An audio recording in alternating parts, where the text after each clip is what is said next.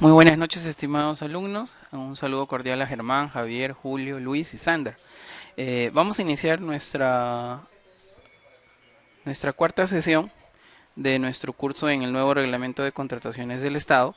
En esta oportunidad vamos a culminar con los procedimientos de contratación y luego vamos a proceder con el tema de ejecución contractual, bienes y servicios. Les recordamos que este curso acaba el día lunes. El día de mañana no va a haber sesión por un tema técnico y administrativo que estamos organizando acá. El día de lunes estamos terminando y también el día de mañana se les va a mandar la evaluación. La evaluación se compone de 40 preguntas entre para marcar y responder que ustedes van a poder remitir al correo institucional del IPEN. ¿Ok? Entonces vamos con la subasta inversa, las compras corporativas y el acuerdo marco, que eran los procedimientos que nos faltaban de la sesión del día de ayer. Ya sabemos que la subasta inversa ahora se ha convertido en un procedimiento. Es, digamos, ya no una modalidad, ya no vamos a encontrar licitaciones públicas bajo la modalidad de subasta inversa. Ya no. Ahora directamente la subasta inversa asume el rol, el papel de ser un procedimiento de contratación. Así que vamos a encontrarlas en distintos montos y para los objetos contractuales que tengan ficha técnica. Muy bien.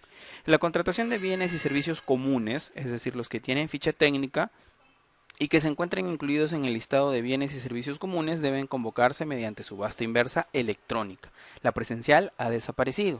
El postor ganador es aquel que oferte el menor precio. Como ustedes saben y han podido ver a lo largo de los programas de televisión y algunos shows y demás, la subasta regular implica tener paletas. Los participantes tienen paletas y por medio de una puja, un tema de lances, van ofertando precios hacia arriba. Es decir, se pone una línea base y a partir de ella se van incrementando las ofertas. Ocurre para obras de arte, bienes inmuebles y demás. En el caso de la compra estatal, se habla de la subasta inversa porque el precio no tiende a subir, muy por el contrario, tiende a bajar, a decrecer. Es por ello que se habla de subasta inversa. Se realiza directamente a través del sistema porque es electrónico, se realiza a través del SEACE. Quienes han tenido oportunidad de ver ya procedimientos con la nueva ley y el reglamento que sean de subasta inversa, se habrán dado cuenta de las ventajas que ha traído este tipo de procedimiento, ¿no? Son procesos más expeditivos. Al finalizar, ahora existe la opción de que se imprima el acta. Ya no es como en el procedimiento anterior que era automático y esto generaba inconvenientes, ¿no? Ahora hay opciones para hacer la impresión. Del mismo modo, los participantes en línea conectados y que hayan registrado su oferta van a poder hacer los lances. Estos lances tienen un periodo establecido en las bases y de acuerdo a ello van a poder ofertar los decrementos, ¿no? Y como siempre, el semáforo, la guía de la manito, es la que te va a guiar sobre si tú estás ganando la propuesta, si estás empatado con otro postor o si estás perdiendo el periodo de lances y la puja.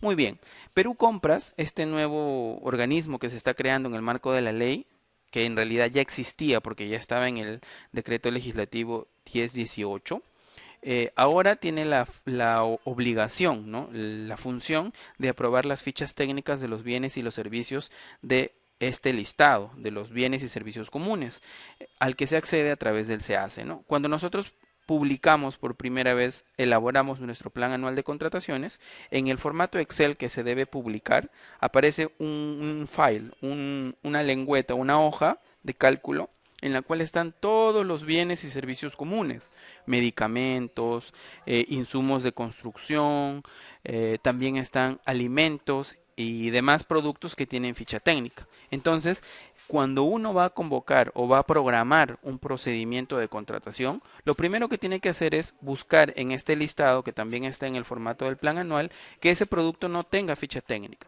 Si tiene ficha técnica, automáticamente se va a proceder a realizar ¿qué cosa? La programación de una subasta inversa, no de un procedimiento clásico. Para aprobar las fichas, este organismo Perú Compras solicita información u opinión técnica a otras entidades del Estado. Lo puede hacer, es una facultad que tiene.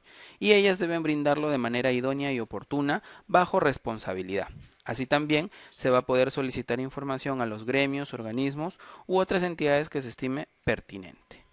Es obligatorio a partir del día siguiente de publicada la ficha técnica en el CAC, que se utilice y que se encuentre el proceso idóneo para este tipo de contratación. ¿Qué quiere decir esto, profesor? Que a partir del día siguiente de que se publique la ficha técnica es de estricto cumplimiento que cualquier contratación o compra de ese producto, de ese bien o de ese servicio se realice por subasta inversa. Y obviamente nosotros tenemos dos filtros de búsqueda. El primero para programar procedimientos de contratación es ver si el producto tiene o no ficha técnica. Si tiene ficha técnica, automáticamente va a ir a subasta inversa. Y también debemos verificar que ese producto, ese bien o ese servicio no se encuentre en los catálogos de acuerdo marco. Si se encuentra en los catálogos de acuerdo marco, tampoco lo vas a poder sacar como un procedimiento clásico. Tendrás que revisar la ficha producto, en convenio o acuerdo marco se llama ficha producto, y de acuerdo a eso programar tu adquisición o tu compra. Las entidades pueden emplear otro procedimiento previa autorización de Perú Compras, debiendo adjuntar un informe técnico que justifique su necesidad. Es decir, para algunos tipos de compra se va a requerir que se documente la información y Perú Compras puede autorizar que se utilice otro procedimiento que no sea la subasta inversa, en este caso electrónica, ¿no? Recordemos que hay situaciones, como un ejemplo claro, cuando no hay oferentes, es decir, cuando a pesar de tú haber lanzado tu proceso de contratación, no encuentras en el mercado quien la pueda satisfacer. Recuerda que la subasta inversa requiere al menos dos oferentes que hayan sido admitidos y que su oferta haya sido aceptada para poder iniciar el periodo de pujas. Si no los hay, no puede realizarse el periodo de lances de puja. Si la entidad convoca un procedimiento de selección antes de que aparezca la ficha técnica, deberá continuar con ese procedimiento. Y si se declarase desierto, hay dos opciones. La nueva convocatoria se puede realizar por subasta inversa o también por adjudicación simplificada, ¿no? Son las opciones que se brindan cuando uno ha convocado un procedimiento y en el camino se aprueba una ficha técnica de un bien o servicio. ¿Qué etapas tiene la subasta? La convocatoria, el registro de participantes, el registro y presentación de ofertas, la apertura de ofertas y el periodo de lances y el otorgamiento de la buena pro. En este caso recuerden que en subasta el sobre, también conocido como sobre de habilitación, es el que contiene los documentos del procedimiento de contratación. Por ejemplo, en el caso de las pinturas, del cemento Portland y de algunos otros productos, a veces se exige algunos certificados para poder comercializar esos productos, en el caso de que seas fabricante. En el caso de que seas distribuidor o mayorista, te podrán exigir algún tipo específico de documentación y esta debe estar contemplada en el sobre de habilitación, que es el registro electrónico en el sistema. Y también debes revisar a detalle el procedimiento de la Directiva 5/2016 OCCD. Les comento también que existen dos tipos o dos directivas que regulan la subasta inversa electrónica. Una, la que realizan las entidades de manera particular, y otra para las compras corporativas vía subasta inversa, que también está en la directiva, ¿no? Es en particular una directiva reciente, novedosa, que salió justo con la vigencia de esta nueva ley y del reglamento, ¿no?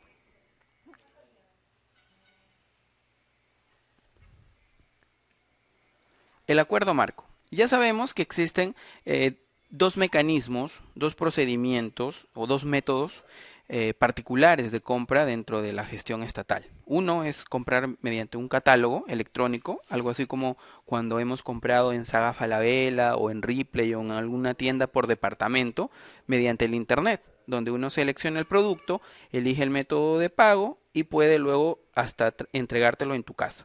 Bueno, el acuerdo marco es una opción, un método especial que el OCE, mediante un procedimiento de selección que convocó, incorporó un catálogo de distintos proveedores de bienes y servicios que son de común uso y en gran cantidad para las entidades públicas.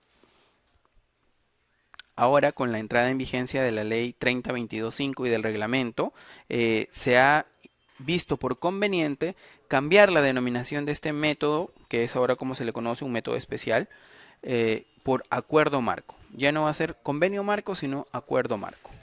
El acuerdo marco se va a emplear para la contratación de bienes y servicios que estén incluidos en los catálogos electrónicos. En este caso, ocurren para bienes como son consumibles, como son impresoras, como son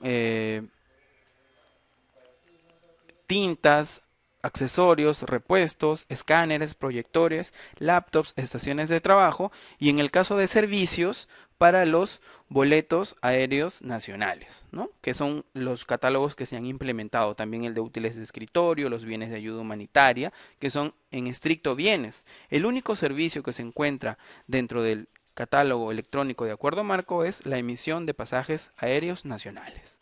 Se realizan directamente a través del SEACE mediante el certificado SEACE. El certificado SEACE es una acreditación para los gestores de compra de la entidad por medio del cual pueden interactuar con el portal de compras y con los proveedores que están matriculados e inscritos en el acuerdo marco correspondiente. El uso del acuerdo marco es obligatorio desde el día de su entrada en vigencia, para lo cual el órgano encargado de contrataciones debe verificar que dichos catálogos contengan bienes o servicios que deban ser atendidos por la entidad y que se cuente con la disponibilidad de recursos suficiente, ¿no? Recuerden que a diferencia de un procedimiento de contratación donde tú puedes convocar con disponibilidad y previsión, en el catálogo no puede ocurrir de esa manera porque ya estás perfeccionando la relación contractual. Vale decir, si estás ya elaborando la orden de compra o de servicio y la atención es prácticamente inmediata, tienes que considerar el certificado. No vale una previsión. Y si la entidad convoca un procedimiento de selección sobre los mismos bienes antes de que entre en vigencia el catálogo o antes de que se publique, deberá continuar con el procedimiento. Y si lo declarase desierto, deberá efectuar luego la compra o la adquisición o la contratación a través del catálogo. Más o menos lo que pasaba con la subasta inversa.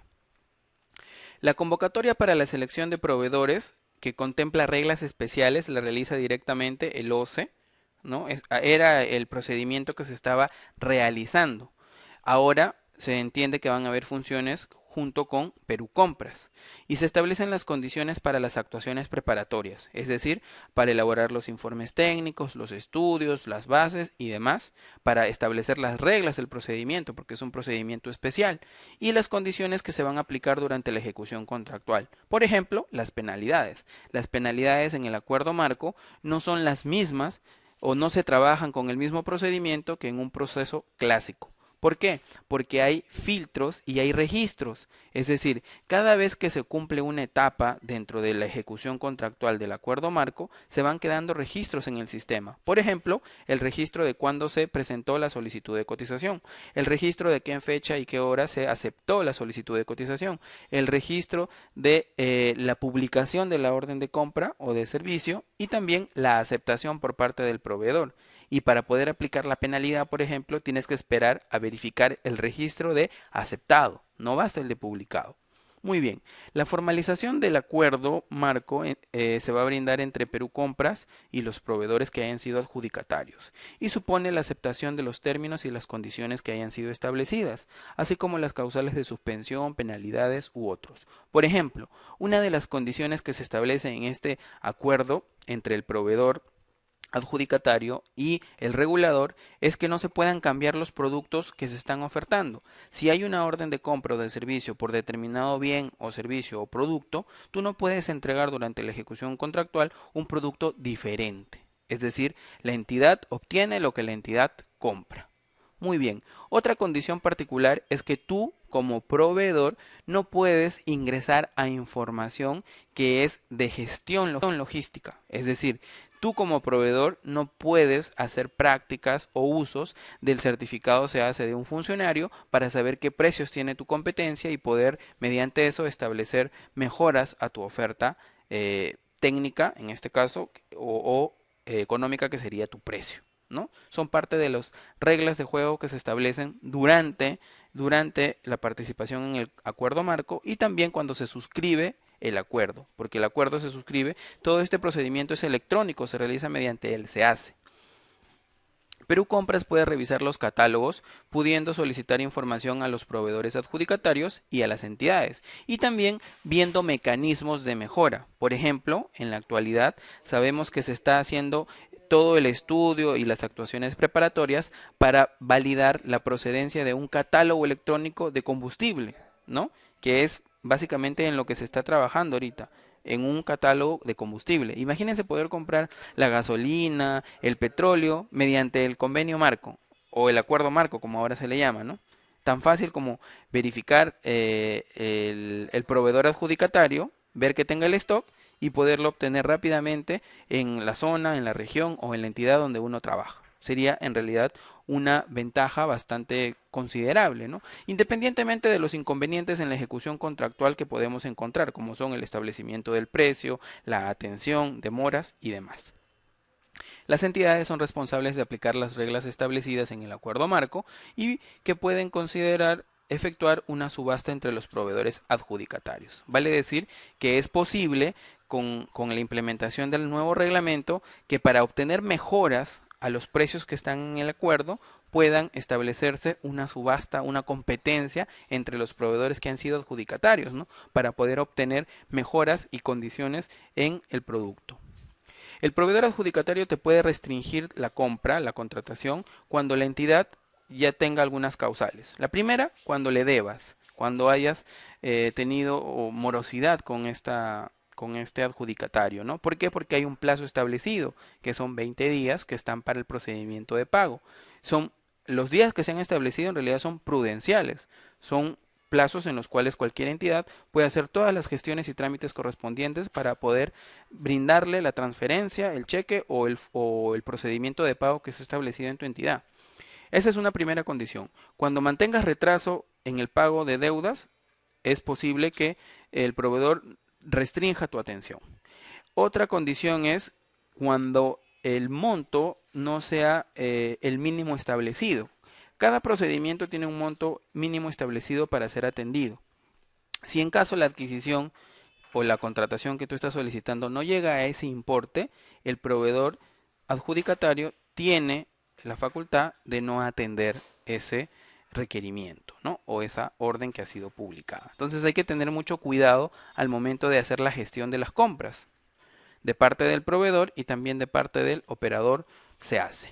U otros casos en los que se determine en los documentos de la convocatoria, ¿no? Que también pueden haber restricciones particulares. El plazo de vigencia de estos catálogos está especificado en los documentos de la convocatoria, en las bases, pudiendo ser extensivo sucesivamente con la aprobación de Perú Compras. Y en realidad es lo que ha estado viniendo ocurriendo a lo largo del tiempo, ¿no? Desde que se implementó, por ejemplo, el catálogo de útiles de escritorio, ha tenido varias renovaciones y varias incorporaciones de proveedores, tanto así que hoy en día, por ejemplo, ya se han incorporado de los primeros 130 o 140 adjudicatarios que hubieron en la primera oportunidad del catálogo, ahora están en casi 900 o 950, si no me equivoco. Esa es una información que nosotros la podemos validar de acuerdo al sistema, de acuerdo al operador y a las condiciones de incorporación.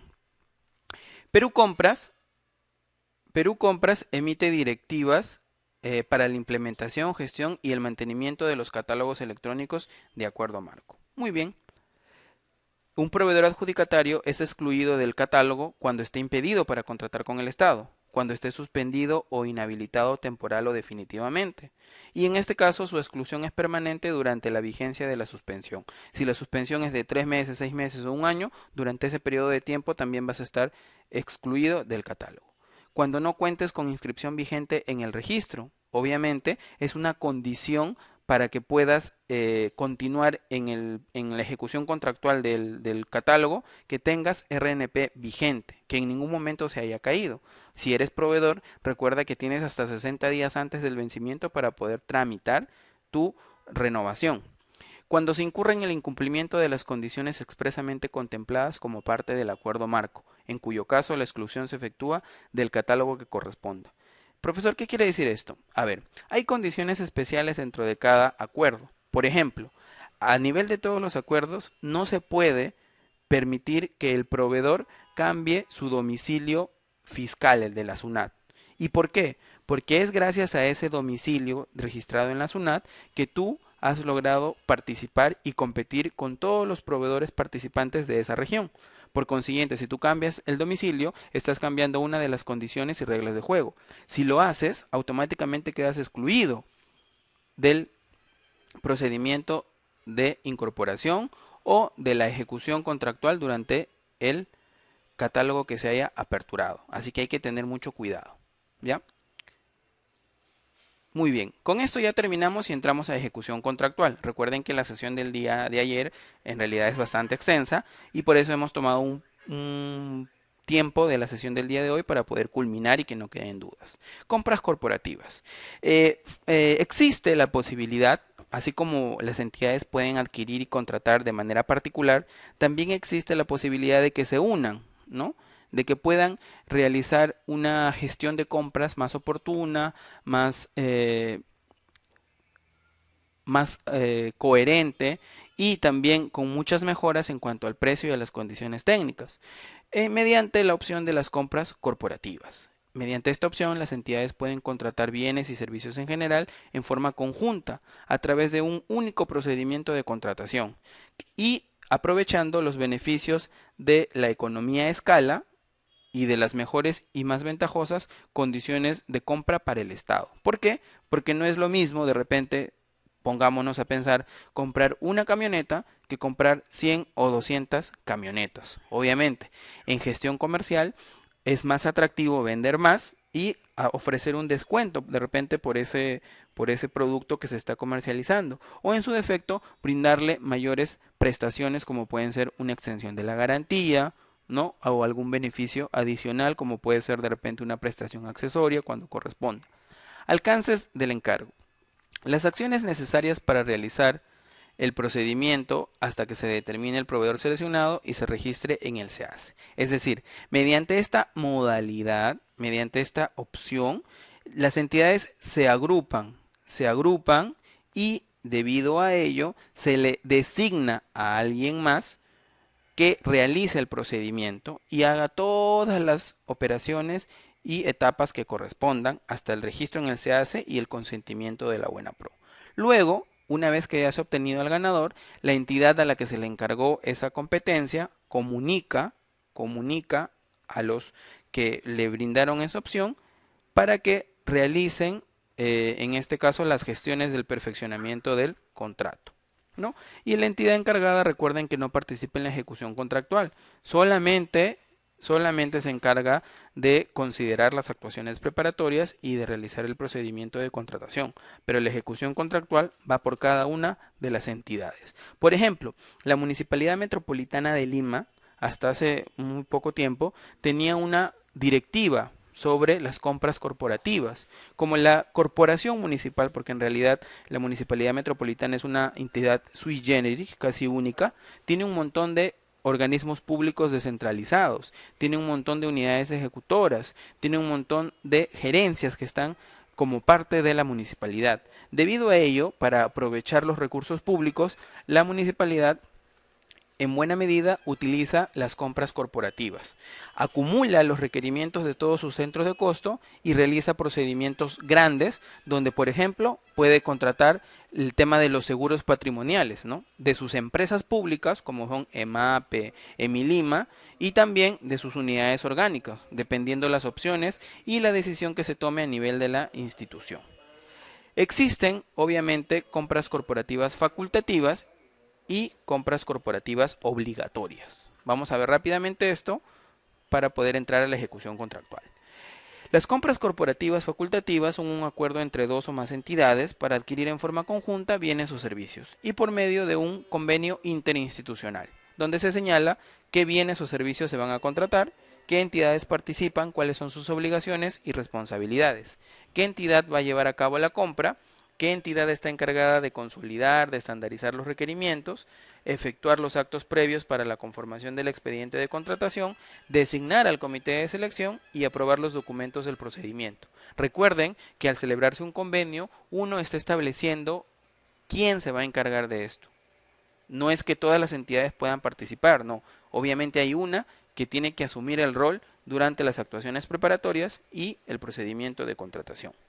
Y obviamente también la suscripción del contrato se realiza entre el proveedor, adjudicatario y cada entidad participante. Si son 5 las entidades que se han agrupado, pues el proveedor adjudicatario, el ganador o ganadores, porque pueden ser varios, tendrán que celebrar contratos u órdenes, como corresponda, con cada entidad participante adscrita. Y la ejecución contractual va a estar a cargo de cada entidad, no a cargo de la que realizó el procedimiento de contratación.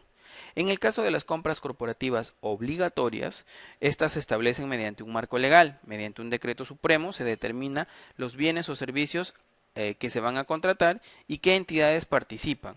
Perú Compras, en este caso, es la que se encarga de homogeneizar y consolidar los requerimientos de todas las entidades que participan. Determina su contenido, la cantidad, la oportunidad de la remisión de la información y todas las actuaciones preparatorias que deban realizarse para esta compra corporativa obligatoria.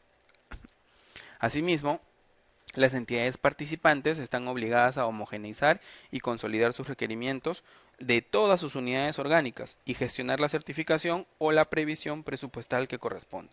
Perú Compras puede designar un comité técnico especializado para determinar características homogeneizadas de bienes y servicios, para lo cual las entidades especializadas asignan a los especialistas que sea requerido o sea solicitado. ¿Ya?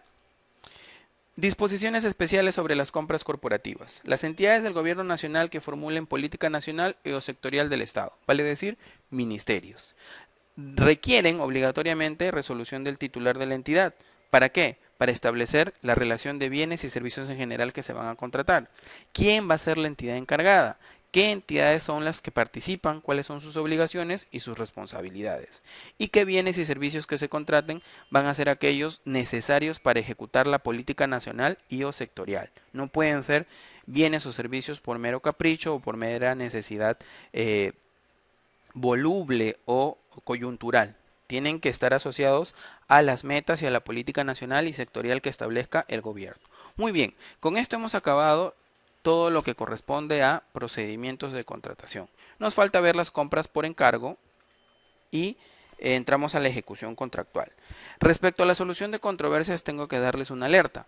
Existen dos tipos de mecanismos para solucionar controversias. Los primeros van con el procedimiento de contratación, es decir, se pueden utilizar mediante el procedimiento de contratación. En este caso son las apelaciones. El otro procedimiento de solución de controversias está en la etapa de ejecución contractual. Es decir, ya acabó la fase de selección, ya no puedo presentar apelaciones y ahora me toca irme al contrato, ya lo celebré, y las soluciones de controversias durante el contrato son tres: la conciliación y el arbitraje, y uno nuevo que se está incorporando, que es la Junta de Resolución de Disputas. ¿Ok? Entonces, lo que vamos a ver ahorita, ya acabamos procedimiento de contratación, es la ejecución contractual para bienes y servicios. El día lunes vamos a ver un poco de la ejecución contractual para obras y la Junta de Resolución de Disputas. Entonces vamos a pasar al siguiente PPT. Muy bien. Hoy vamos a tocar, en realidad ejecución contractual es bastante rápido, bastante sencillo. No ha cambiado grandes cosas respecto a la ley y al reglamento anterior. Pero debo señalarles algo muy particular. Acuérdense que las dos etapas dentro de la compra pública que están más reguladas son el procedimiento de contratación, la fase selectiva y la ejecución contractual. En el caso del procedimiento de contratación, nuestra fuente legal, nuestro marco legal es la ley y el reglamento, básicamente. En el caso de la ejecución contractual para bienes, servicios y obras, nuestro marco legal, aparte de la ley de contrataciones y el reglamento, en muchas cosas también es el Código Civil, es decir, el marco de las relaciones de los contratos en general. Pero la primacía va en la ley y el reglamento, y de manera supletoria, con la fórmula que se haya establecido, abordaremos el Código Civil. Muy bien. Perfeccionamiento del contrato. El objetivo de la fase selectiva de un procedimiento de contratación es obtener una oferta oportuna, adecuada, coherente, satisfactoria, que cumpla con todos los estándares que uno requiere para poder atender un requerimiento de una institución pública. Muy bien. En este marco, en esta estrategia y en esta oportunidad, lo que se logra es obtener una oferta que satisfaga una necesidad de una institución. Es básicamente el objetivo del procedimiento de contratación. Una vez que se ha otorgado la buena pro, que ésta queda consentida o que habiéndose presentado una apelación, ésta queda administrativamente firme, se pasa a perfeccionar la relación contractual. Se tiene que presentar, se tiene que iniciar el perfeccionamiento de una relación contractual. Imaginemos que nosotros estamos yendo a hacer compras a nuestro casero en el mercado. En este caso, en una compra en el mercado, nosotros tenemos en mente un producto que deseamos comprar y el proveedor, en este caso nuestro casero, tiene la comercialización de ese producto. Pueden ser verduras, carnes, abarrotes y demás. En ese momento, uno pacta, establece el precio que va a pagar por el bien o suministro que se le va a brindar. ¿Cuál es el inconveniente aquí? No se perfecciona el contrato de manera formal. No se realiza un documento en el cual se establece cuáles son las partes, no se establece una penalidad por si el producto no satisface mi necesidad en el sentido del gusto, de la calidad y demás. Es decir, hay una relación contractual porque yo estoy pagando por la prestación de un servicio o por la adquisición de un bien, pero esta no tiene toda la formalidad que el Estado exige para establecer su relación contractual. Recordemos que en contratación pública la relación jurídica que se establece no es laboral, ojo, no es una simple relación civil, no es una relación de responsabilidad, es una relación jurídico patrimonial. ¿Qué quiere decir esto? Que yo pacto pagar algo porque me van a brindar algo que va a ser para mí, que va a ser atendiendo una necesidad como institución pública. Muy bien, la obligación de contratar nace cuando se ha consentido la buena pro o cuando ésta ha quedado administrativamente firme. ¿Qué quiere decir? Que una vez que se han establecido las condiciones, el ganador y demás, la entidad tiene que perfeccionar el contrato, ya sea mediante la celebración de un documento que se llama contrato o mediante la emisión de una orden de compra o una orden de servicio. Pero tiene esta obligación. ¿Hay situaciones en las cuales se puede negar? Sí, la entidad puede negarse y el proveedor también puede incumplir la celebración o la obligación de contratar. Y es lo que vamos a ver ahora durante la gestión del contrato. La obligación de contratar nace cuando ha quedado consentida la buena pro o cuando ésta ha quedado administrativamente firme. ¿Qué quiere decir administrativamente firme? Que cuando hay dos o más oferentes que han pasado a la calificación, a la evaluación, y uno de ellos está disconforme o tiene pruebas de que ha habido de repente un vicio procesal o no se ha respetado algún principio de la ley de contrataciones, puede establecer que no es idóneo otorgarle la buena pro al ganador, sino que debe realizarse otra revisión y debe volverse a evaluar. En este caso presenta un recurso que es la apelación, en el cual desestima el otorgamiento de la buena pro y pide que se vuelva a realizar. Si en caso se ha presentado la apelación y luego de resolver la apelación se ha vuelto a confirmar la decisión del comité o del órgano encargado de contrataciones según corresponda, si la respuesta confirma, quiere decir que sobre ello ya no se puede hacer nada. En ese momento queda administrativamente firme esa decisión. La entidad y el contratista están obligados a contratar. Esto es la noción básica de un contrato. La entidad, sin embargo, como tiene prerrogativas extraordinarias, porque son instituciones públicas, porque buscan el fin público, porque trabajan con recurso público, tienen ciertas prerrogativas extraordinarias en algunos casos. La entidad puede negarse a contratar, pero, ojo, debe estar justificada esta negación o esta opción de no firmar contrato. Una primera condición es cuando no tienes presupuesto, cuando ha habido un recorte presupuestal y justo ha sido en la materia del procedimiento de contratación. Otra condición por la cual puedes negarte como entidad a firmar o a contratar es cuando existe una norma expresa que te prohíbe o te obliga a no contratar. Cuando desaparece la necesidad debidamente acreditada y por otras causas que sean injustificadas van a generar responsabilidad. Ojo, si tú te niegas a contratar por alguno de los motivos que están establecidos o de otras causas no justificadas, hay una restricción ahora con la nueva ley y el reglamento. Ya no vas a poder convocar en el mismo ejercicio, en el mismo año, el mismo objeto contractual, salvo que la negativa haya sido recorte presupuestal. Ojo con eso, ¿eh?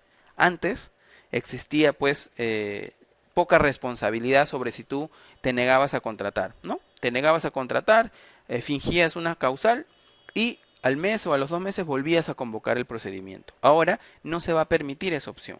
Si tú como entidad te niegas a celebrar el contrato y es una causa distinta a la de presupuesto, esto tiene responsabilidad administrativa cuando corresponda, civil y penal si es la que ocurre, y también te imposibilita a convocar en el mismo año el mismo objeto contractual, salvo que haya sido por falta de presupuesto. Y por parte del proveedor, cuando incumple con su obligación de contratar y es injustificada, ¿qué ocurre? Automáticamente pierde la buena pro. Se tipifica este incumplimiento, se comunica y es pasible de una sanción. Y cuando el incumplimiento es justificado, que este es en realidad por una causa jurídica o física sobrevenida al otorgamiento, y en realidad es bastante difícil de comprobar, ¿no? Salvo que de repente pues te dé una enfermedad súper mortal que imposibilite tu habla, tu registro, que estés en coma prácticamente y que no haya otra alternativa jurídica para poder celebrar el contrato. Son situaciones bastante especiales, bastante particulares para no celebrar el contrato. ¿Cómo se perfecciona el contrato?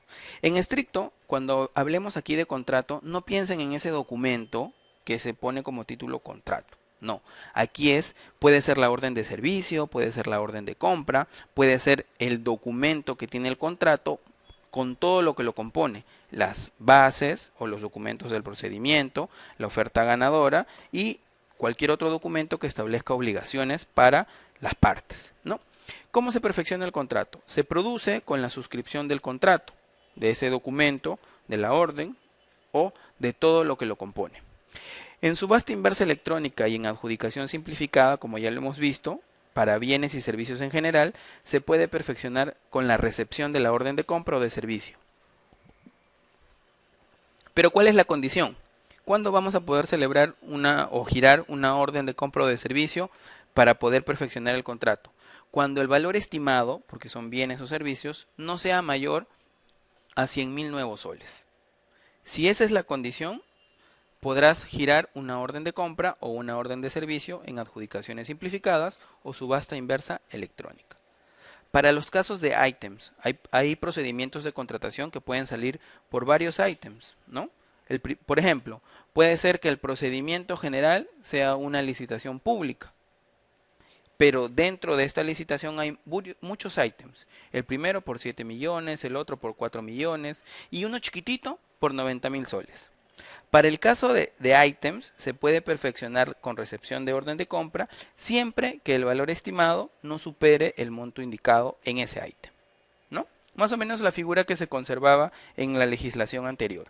Tratándose de los catálogos electrónicos de convenio marco, ahora se llaman acuerdo marco, y en la comparación de precios siempre se va a perfeccionar el contrato con la recepción de la orden de compra o de servicios, ¿no? Y esto lo hemos visto en la sesión anterior. Contenido del contrato. El contrato, a diferencia de lo que nosotros pensamos, no es solamente el documento que se llama contrato o orden de servicio u orden de compra, no. Es el documento que lo contiene, también lo compone la oferta ganadora, los otros documentos que establezcan reglas definitivas, las bases, pueden ser las solicitudes de expresión de interés, las solicitudes de cotización, porque ahí estableces garantías, plazos de entrega y demás. Y otros documentos que establezcan obligaciones para las partes, ¿no? Por ejemplo, en el caso de la seguridad y la vigilancia es un servicio por medio del cual uno celebra un contrato usualmente. Pero adicionalmente a ello, el proveedor también tiene que entregar las pólizas de deshonestidad, las 3D o las de responsabilidad compartida adicional, y estos documentos también forman parte del contrato. Tú igual tienes que verificar que esas pólizas estén en cobertura, que estén vigentes y demás, pero no se llaman contrato, son documentos que establecen obligaciones para el contratista. Entonces, nuestra idea fuerza aquí es el contrato, y lo que lo compone no es solamente esa hojita que se llama contrato, sino todos los documentos que puedan estar asociados. La oferta ganadora, donde estableces la marca, el plazo de entrega, donde declaras que vas a cumplir con la prestación y con los requerimientos técnicos mínimos y demás.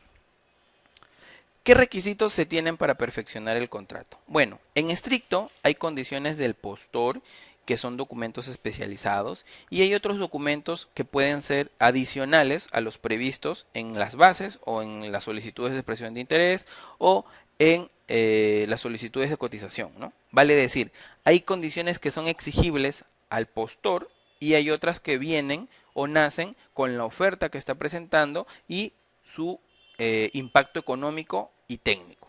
Vamos a ver. Las condiciones que se le exigen al postor son que tenga su RNP vigente. Nosotros sabemos que hay momentos claves donde tenemos que verificar el RNP, cuando se están registrando los participantes o cuando se han registrado. En el caso de que es electrónico, tú tienes que verificar que en ese momento, a pesar de que el sistema ya lo aceptó, que se mantenga vigente. El otro momento importante donde vas a verificar el RNP que se mantenga vigente es en la presentación de ofertas. Luego en la calificación y la evaluación. Luego en el otorgamiento de la buena pro. Y finalmente también la deberás verificar el RNP cuando estés previo al perfeccionamiento del contrato. Cuando estés ya por celebrar el contrato, tienes que verificar que su RNP esté vigente. También que no esté impedido ni inhabilitado. ¿Y cómo verificas esto? Con la constancia que más adelante la vas a pedir dependiendo del objeto contractual y de la propuesta o la oferta que se presente. Su capacidad libre de contratación que sea suficiente para el caso de obras, y también hay un documento asociado. Y la especialidad cuando sea consultoría de obras, ¿no? Tienes que ver que el servicio que va a prestar esté asociado a su registro. Muy bien. ¿Y cuáles son los documentos que se desprenden de estas condiciones? Primero, la constancia de no estar inhabilitado o suspendido. Ya les comentaba en la sesión anterior que se está sacando una directiva especializada para ver este tema de la constancia, que es la directiva 13-2016. En esa directiva, ustedes van a poder establecer las condiciones, los requisitos y demás de la emisión de las constancias de no estar inhabilitado o suspendido. ¿Qué más necesitamos saber de esta constancia? Bueno, esta constancia se va a pedir para casi todos los procedimientos, incluso para los contratos complementarios y para las contrataciones directas. Está establecido en la directiva. Léanla, por favor. Este es un material adicional que deben obligatoriamente leer, a pesar de que la entrada en vigencia todavía está como un umbral porque tiene que aprobarse el nuevo TUPA del OCE. ¿Cuándo no vas a pedir esta constancia? Cuando sean contratos derivados de contrataciones directas, pero con la causal de carácter secreto, secreto militar o razones de orden interno. En ese momento no la vas a poder pedir. Y tampoco la vas a pedir para la comparación de precios. Tampoco la puedes pedir. Son las excepciones que se están estableciendo para presentar la constancia de no estar inhabilitado o suspendido. ¿Qué más puedes pedir dependiendo del tipo de procedimiento? Las garantías, salvo los casos de excepción, que están tipificados en el reglamento. Hay un artículo específico sobre el tema de las garantías. ¿Qué más? El contrato de consorcio con firma legalizada, cuando sea el caso. ¿Por qué se consorcian unos participantes? Se consorcian en estricto para poder maximizar las oportunidades de negocio que van a tener. Pero para la presentación de su oferta solo hay una promesa formal. Si ellos mediante la participación en consorcio logran ganar, ahora tienes que exigirle ya no una promesa de consorcio, sino un contrato de consorcio con firma legalizada. Entonces, esa es la condición. ¿Qué más se va a requerir? El código de cuenta interbancario. Profesor, pero hay entidades que no usan SIAF. ¿Para qué piden el código CCI? Porque en estricto el Sistema Nacional de Tesorería y también el de Presupuesto, aun cuando no use SIAF, tiene protocolos sobre las gestiones de pago. se busca por lo general que sea mediante transferencias, porque quedan registros. Les cuento una anécdota particular, de repente ustedes no la saben.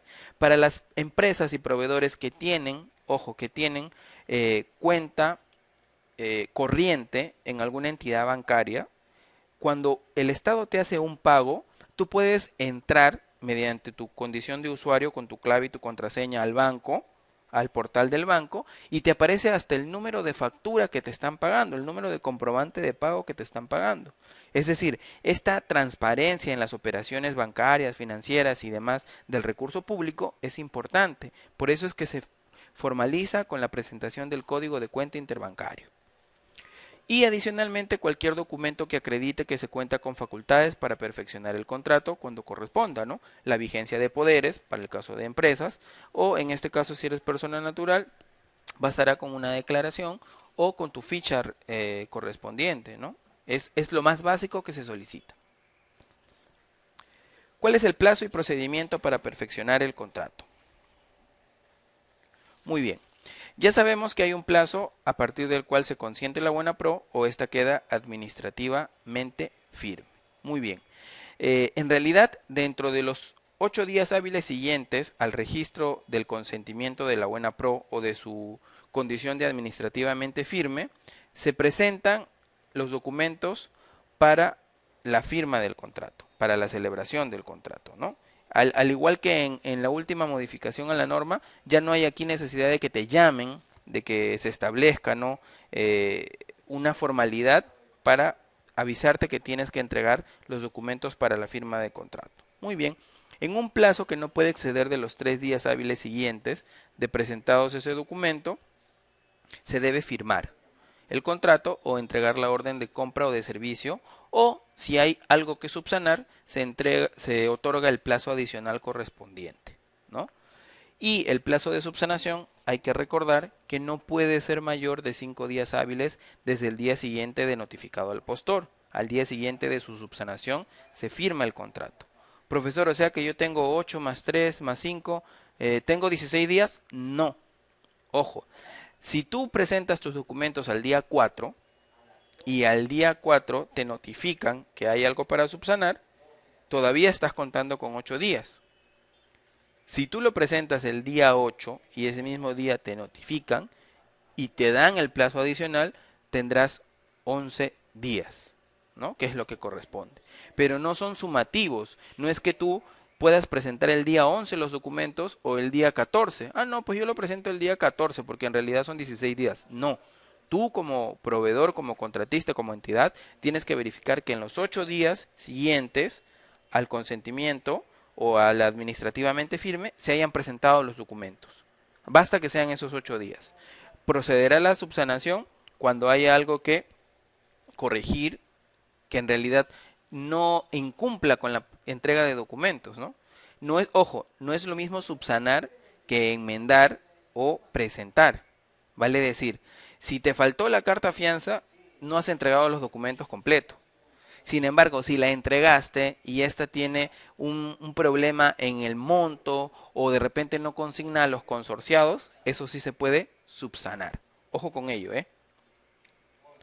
Plazo y procedimiento. Si la entidad no perfecciona el contrato dentro de los plazos que ya se establecieron, el postor ganador de la buena pro la puede requerir. Es decir, él, como ya nació la obligación de contratar, puede decirle a la entidad, tenemos que perfeccionar contrato. Y en este caso, le da un plazo de 5 días hábiles. Si vencido ese plazo, la entidad no perfecciona el contrato o se niega o lo que ocurra, el postor está facultado a dejar sin efecto el otorgamiento de la buena pro, con lo cual ya no está obligado a suscribir el contrato o a recepcionar la orden de compra o de servicios. Y una recomendación aquí para los que son proveedores, esto tienen que dejarlo documentado, vale decir, mandan su carta notarial indicando que ya se venció el plazo, que les dieron le requirieron que se firme contrato y aún así ellos no lo han formalizado. Señores, tanto entidad como contratista, cualquier comunicación en el marco de un contrato público se debe realizar con las formalidades del caso, vale decir, mediante cartas notariales, registrales o las que correspondan, porque todo lo demás, cualquier pacto en contrario, cualquier pacto verbal que se realice, no tiene validez en el marco de un proceso sancionador o administrativo. Tengan en cuenta eso. En el Estado, aun cuando no lo querramos aceptar, el documento es muy importante y también su fecha de recibido, no solo su firma. Con lo cual, ya sabemos que se generan responsabilidades y se determina quiénes son los que estuvieron involucrados, ¿no?, en el acto de no celebrar el contrato o no hacer el procedimiento en el tiempo oportuno. En este caso, la entidad no puede convocar el mismo objeto contractual en el ejercicio bajo responsabilidad, ¿no? En realidad, ahora en el marco de la ejecución contractual lo que se les están dando son más alertas para que no sean negligentes, para que celebren el contrato oportunamente, para que revisen y verifiquen la ejecución contractual y para que no se presenten figuras donde el contratista tenga desventajas al momento de hacer prevalecer sus derechos y obligaciones. Si el postor, es decir, el contratista, no perfecciona el contrato, pierde automáticamente la buena pro. Profesor, ¿y por qué acá hablan de postor y de contratista y me confundo? Bueno, en realidad hay tres condiciones. La primera condición es la de participante, el que se registra en un procedimiento de contratación. La siguiente condición es la de postor, la del que presenta oferta, ¿no? La del que presenta oferta. Y la tercera es la de contratista. Una vez que ya se celebró el contrato, ya se vuelve una parte de ese contrato. La otra parte es la entidad. Esas son las condiciones que va adquiriendo el proveedor en general. En consultorías, el órgano encargado de contrataciones, en 3 días hábiles siguientes, debe requerirle al postor que ocupó el segundo lugar que presente los documentos para perfeccionar el contrato, ¿no? Recuerda, si tú como proveedor no firmas el contrato como postor, pierdes la buena pro. En el caso de consultorías, logística o el OEC llama al que quedó en segundo lugar. Y en el caso de bienes, servicios en general y obras, logística comunica al comité de selección para que califique al postor que ocupó el segundo lugar en el orden de prelación. En caso se otorgue la buena pro, el comité de selección comunicará al OEC para que requiera la presentación de los documentos para perfeccionar el contrato. Profesor, ¿y por qué recién, si es que no firma contrato, van a calificar? Porque acuérdate que hay dos medios dentro del procedimiento de contratación. Uno que va a la oferta y otro que va al postor. Se supone que tú has terminado el otorgamiento evaluando la oferta. Todas las ofertas las has abierto, las has revisado, pero solamente has calificado al que quedó en primer lugar. Por consiguiente, a él le has adjudicado. Si él no firma, lo normal que debe hacer el comité, en este caso, o el OEC, es revisar al que quedó en segundo lugar y calificarlo. No su oferta, sino a él como postor, como proveedor. Si este postor no suscribe el contrato, logística o el OEC declaran desierto el procedimiento correspondiente. Muy bien, entonces ahí ya hemos visto la figura para la celebración del contrato, qué documentos están como necesarios para celebrar y recuerden que todo este marco del contrato, de la ejecución contractual, está en el título sexto del reglamento, ¿ya? En el título sexto se habla sobre todo lo que vamos a ver el día de hoy. Vamos a tomar nota, título sexto del reglamento de la Ley de Contrataciones del Estado. Muy bien, ahora vamos con los adicionales y las reducciones. Dentro de las prerrogativas que se ha guardado el Estado están las de reducir o ampliar la prestación. Vale decir, pedir que me den más de lo que estoy contratando o decirle, ¿sabes qué? Por diversos motivos necesito no comprar 100, sino comprar menos. Muy bien. Esto contractualmente se conoce como adicionales y reducciones. Ojo que estamos en bienes y servicios, todavía no estamos viendo obras. Muy bien, en el caso de los adicionales, recuerden que un adicional es un aumento de prestación. Es decir, yo contraté un monto X y mediante un adicional solicito X más 1. Tiene una naturaleza excepcional para lograr la finalidad del contrato. Y es aquí donde debemos hacernos las preguntas y las más grandes alertas. Primero, ¿lo que voy a contratar adicionalmente va a ayudar a lograr el objeto del contrato? Sí, no. Si la respuesta es positiva, formaliza el adicional. Si la respuesta es negativa, no lo formalices. Un ejemplo, si ustedes están contratando la confección de uniformes porque en ese momento tenían 1000 personas, 1000 trabajadores administrativos y de planta, y querían como objeto contractual, ¿no?, mantener el bienestar de los trabajadores y su debida identificación mediante uniformes institucionales para el personal administrativo, celebran un contrato por la confección de 1000 uniformes. Sin embargo, si a alguien se le ocurre en ese momento, oye, el contrato dice que son administrativos, pero yo también quiero a los obreros, a los de seguridad que son de la otra empresa, quiero a todos que estén uniformados. Preguntamos, esa ampliación de los trabajadores que no están como objeto contractual, como finalidad contractual, ¿va a ayudar a lograr la meta del contrato? No, porque el contrato lo que buscaba era mantener uniformados e identificados al personal administrativo de la entidad, que en su momento, cuando se determinó el contrato, eran tal cantidad de tales dependencias y demás. El otro tipo de personal, a pesar de que forma parte de la entidad, no está como finalidad del contrato. Por consiguiente, no corresponderá a hacer un adicional. No podemos hacer un adicional simplemente porque tenemos el recurso o porque queremos gastar. Para el adicional se requiere un sustento de la necesidad. ¿Por quién? El área usuaria. El área usuaria, la que ha pedido el requerimiento, es la que debe hacer la evaluación y el análisis de este sustento. Se necesita emitir una resolución por el titular de la entidad. Esta facultad obviamente es delegable, ¿no? Pero tiene que haber la formalización, un acto resolutivo que indique que se requiere la prestación adicional. El límite en cuanto a la cantidad es 25% del monto del contrato original. Y aquí vamos a hablar de dos tipos de montos. Primero, el monto del contrato original o el monto original del contrato, como lo quieran llamar, es el monto que está a la celebración del contrato. Y luego tenemos el monto del contrato vigente. ¿Qué es esto? Imaginemos que un contrato se celebró por 100.000 o 100 millones si lo quieren ver. Hubo deducciones, reducciones y de ahí hubo adicionales. Al final, el contrato de los 100 millones me quedó, imaginemos, en 95 millones.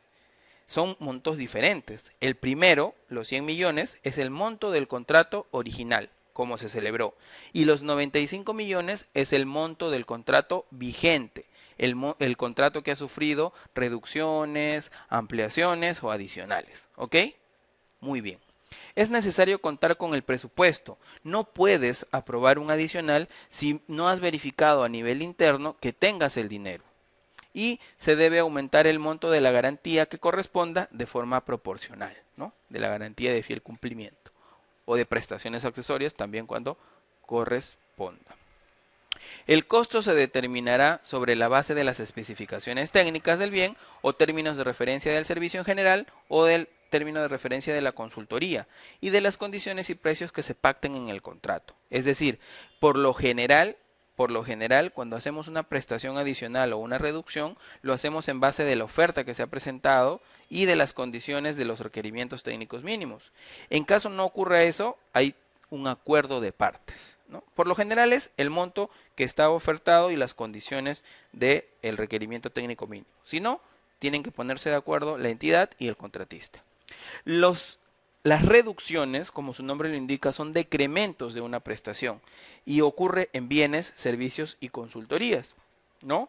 Es una disminución en las prestaciones originalmente pactadas.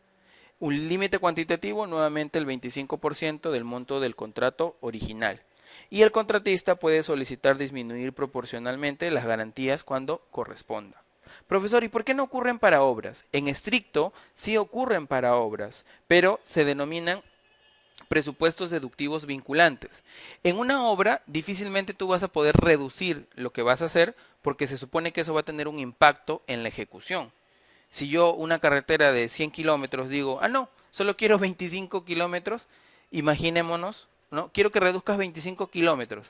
No lo vas a poder hacer porque en estricto la obra ha sido trazada, proyectada, presupuestada y son 100 kilómetros los que se tienen que establecer para lograr la finalidad, que puede ser unir dos comunidades o de repente el mantenimiento de una carretera, ¿no? Tienes que mantener toda la carretera o todo el tramo que te corresponda, no puedes hacer un pedazo, luego reducirlo, luego ampliarlo. Es por ello que en la práctica, en los contratos de obra pública, no existe la denominación de una reducción, porque eso impactaría en el proyecto de inversión pública que se está ejecutando o en la finalidad misma de la obra pública.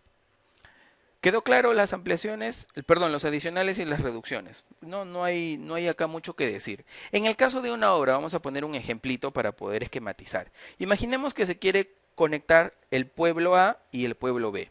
Para ello, se hace un estudio ingenieril, hay un trazo, hay un monto presupuestado y se empieza la ejecución de la obra. Imaginemos que a mitad del trazo se descubre una huaca o se descubre un centro ceremonial, ¿no? Algo relacionado con cultura, a pesar de que en la construcción de la obra me presentaron el CIRA, que es un certificado, y a pesar de todas las investigaciones que yo hice, no encontraba nada y justo ahí aparece una huaca. Motivo de esa huaca yo tengo para poder cumplir con la finalidad del contrato. ¿Cuál es la finalidad del contrato? Unir el pueblo A con el pueblo B. Para poderlo unir yo necesito cambiar el trazo. De repente hacer un puente, de repente hacer una excavación subterránea, de repente hacer otro trazo, cual sea la necesidad. Pero se supone que esto va a ser algo adicional, que no estaba previsto en el diseño, en el esquema, en el trazo original de la obra. Preguntamos aquí. Se supone que para poder hacer este adicional hay algo que yo estoy dejando de hacer, ¿cierto? Porque en el tramo que está la huaca ya no voy a construir nada allí. Entonces, para poder hacer mi cálculo, primero cuantificaré cuánto es lo adicional que voy a hacer y luego le restaré lo que no voy a construir, que será el pedacito de la huaca. Eso se conoce como presupuesto deductivo vinculante. Es decir, en los cálculos de obra hay algo que se tiene que hacer de más y algo que se va a dejar de hacer. Hay una operación aritmética, se resta el presupuesto deductivo vinculante y ahí es cuando te sale el importe y el porcentaje del adicional. ¿Ya? Más o menos esa es la figura. Ampliaciones de plazo. Las ampliaciones de plazo ocurren por eventualidades durante la gestión del contrato. Tiene supuestos para que pueda ser aprobado y para que proceda. Primero, cuando haya un adicional que afecte el plazo. Esto es obligatorio, ¿no? Si tú me pides que haga una contratación adicional, que celebramos el adicional, y esto impacta en el plazo, pues tienes que aprobarme la ampliación de plazo. Y el contratista en este caso amplía las garantías que se otorgan. Por atrasos o paralizaciones no imputables al contratista, que son ajenos a su voluntad y que están comprobados y modifiquen el plazo contractual. No son cualquier tipo de atrasos o paralizaciones. Tiene que comprobarse que modifiquen el plazo contractual. ¿Cuál es el procedimiento? Primero, uno identifica el problema, el inconveniente, la paralización. ¿Ok? Tiene que verificarse su cumplimiento. Es decir, originó en día tal y terminó en día tal. ¿Y por qué tienes que verificar cuánto tiempo ha durado? Porque de acuerdo a eso es que vas a solicitar tu ampliación de plazo. El contratista solicita la ampliación dentro de los 7 días siguientes hábiles a la notificación de aprobación del adicional o de finalizado el hecho que genera el atraso o paralización. La entidad debe resolver y notificar esta decisión en los 10 días hábiles computados desde el día siguiente de su presentación. Es decir, hay una formalidad. El contratista presenta la solicitud, la entidad resuelve y si no hay pronunciamiento, aquí sí hay una facultad positiva. Se entiende por aprobada la ampliación de plazo cuando no hay una respuesta en el tiempo que se ha establecido. Y es responsabilidad del titular de la entidad. El procedimiento. La entidad amplía el plazo de los contratos directamente vinculados al contrato principal. Reconoce los gastos generales debidamente acreditados. En caso de consultoría de obras, debe pagarse al contratista el gasto general variable, el costo directo debidamente acreditado y la utilidad que corresponda. Y recordemos que cualquier controversia puede ser sometida a conciliación y o arbitraje dentro de los 30 días hábiles posteriores de notificada la decisión. Esto lo vamos a ver en la etapa de solución de controversias durante la ejecución contractual. Contrataciones complementarias. Las contrataciones complementarias, en este caso, se siguen brindando para bienes y servicios nada más, y una vez acabado un plazo contractual, uno tiene la facultad de extender un nuevo contrato. Ojo, la contratación complementaria es un nuevo contrato.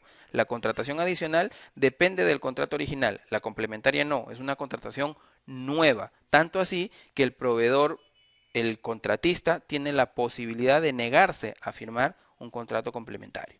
Vamos a ver, ¿cuáles son sus condiciones? Se considera un nuevo contrato, se puede realizar dentro de los 3 meses posteriores a la culminación del plazo de ejecución del contrato. En la ley anterior decía a la culminación del contrato, eso quería decir hasta el pago, ahora no, ahora solo dice hasta la culminación del plazo de ejecución del contrato. Quiere decir que aún estando faltante el último pago, tú puedes celebrar el contrato complementario.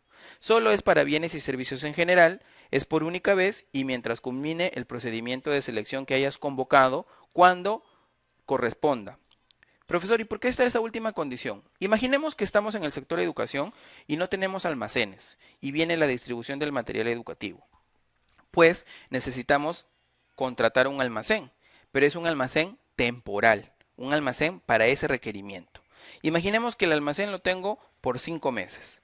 Pero como me han dicho del ministerio que va a venir un lote adicional de material educativo, yo tengo que extender un mesecito más esa contratación.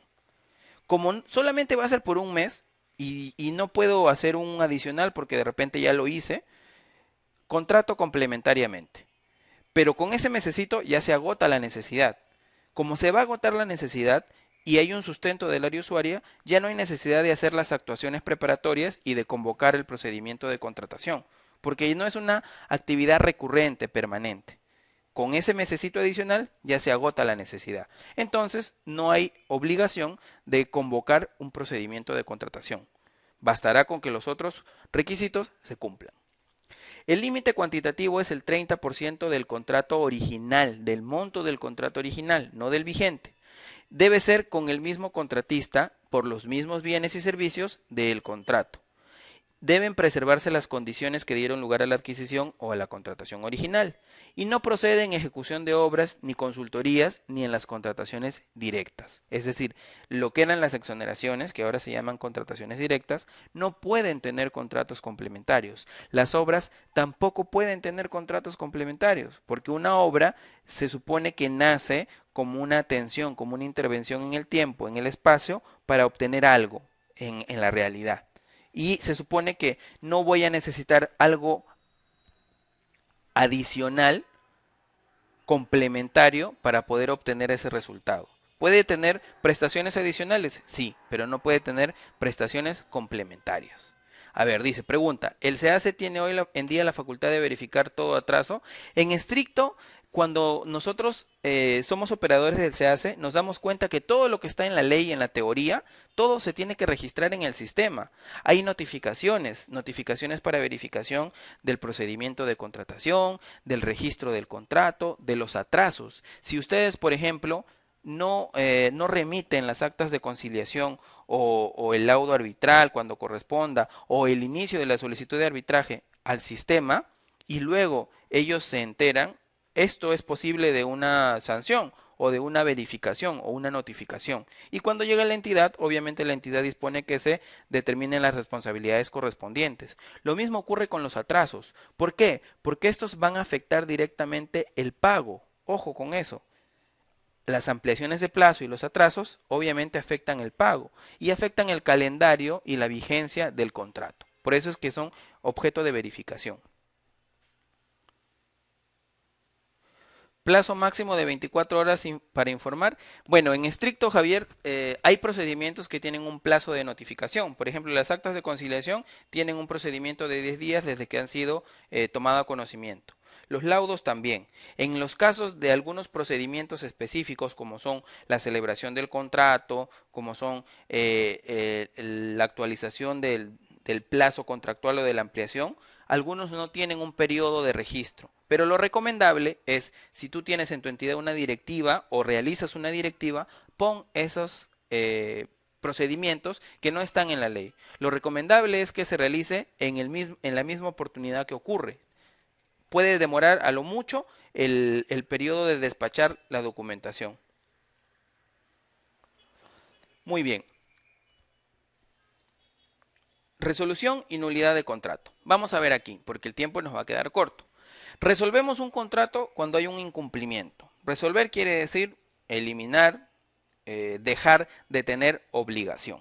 Vale decir, yo celebré una relación jurídico-patrimonial para que me den un bien, un servicio o para que me ejecuten una obra, comprobé que tu prestación es deficiente y en aras de salvaguardar el dinero, el correcto contrato, yo te digo, hasta aquí nomás. Muchas gracias, pago lo que corresponda y no hay obligación. Esa es la resolución. La nulidad es un procedimiento legal, es una tipificación de la ley y del reglamento por medio del cual se dice que el contrato no existe, independientemente de la etapa en la que se declare la nulidad del contrato, cuando empieza la obra, cuando está a mitad de obra, cuando ya va a finalizar la obra, independientemente de la etapa en la cual uno eh, declare la nulidad, el contrato no existe. Si no existe, no hay obligación de garantizar nada. Por consiguiente, desaparecen las obligaciones y solo se da por condiciones y causales que están en la ley y en el reglamento. Ya está tipificado, ¿ya? Vamos a ver.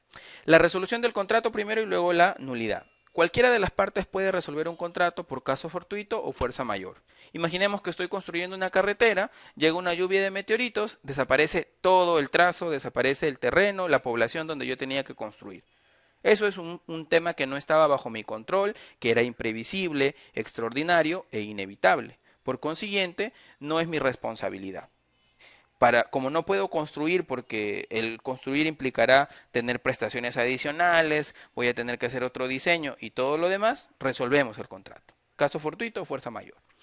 Por un hecho sobreviniente al perfeccionamiento del contrato, siempre que no se encuentre prevista la resolución en la normativa relacionada al objeto de la contratación. La entidad también tiene facultades para resolver el contrato. ¿Cuándo?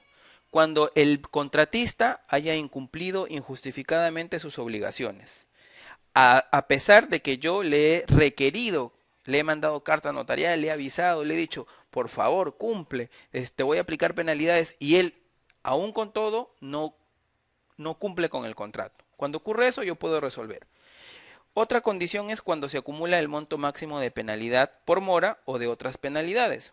Es decir, si él se encargó, se comprometió a entregar los equipos en un determinado plazo y se ha demorado en extremo y yo ya calculé la penalidad diaria y llega al 10% o de otras penalidades, por ejemplo, para la seguridad y la vigilancia, la mensajería, no tienen sus identificaciones, no portan su arma, no tienen su certificado de la SUCAMEC, la empresa no tiene un registro, demoran mucho los vigilantes y le apliqué la penalidad y llegan al 10%, cuando llegan al monto máximo, yo también tengo la facultad de resolver el contrato.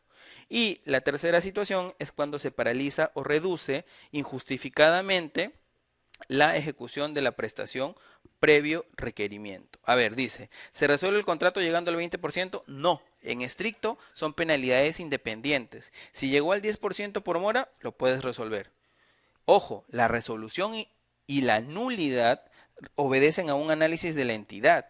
A pesar de que están tipificados en la ley y en el reglamento, uno tiene que hacer un análisis. Imaginemos que estoy en el último mes del servicio de seguridad y vigilancia y en ese momento llegan a la penalidad por mora del 10%, al tope. Estoy al último mes. ¿Será conveniente resolver el contrato y quedarme sin servicio? ¿O deberé hacer otro análisis legal y buscar alguna alternativa? Bueno, ya quedará a título e interpretación de cada funcionario, de cada servidor o del titular de la entidad.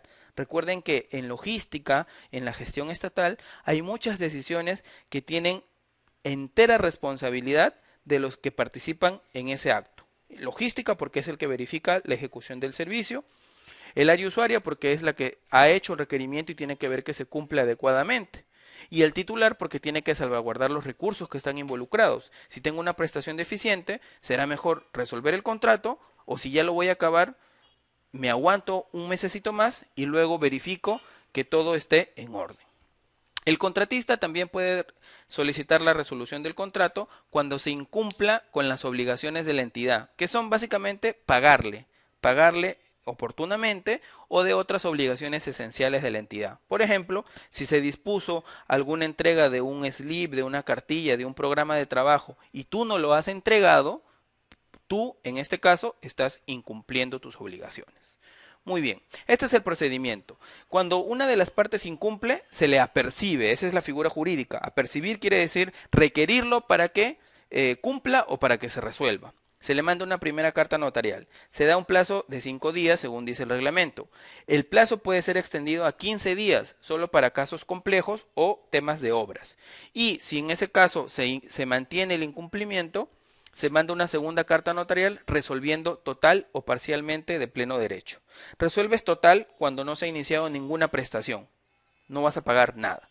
Y resuelves parcial cuando ya han habido pagos, ¿no? Cuando ya han habido pagos durante la ejecución del contrato.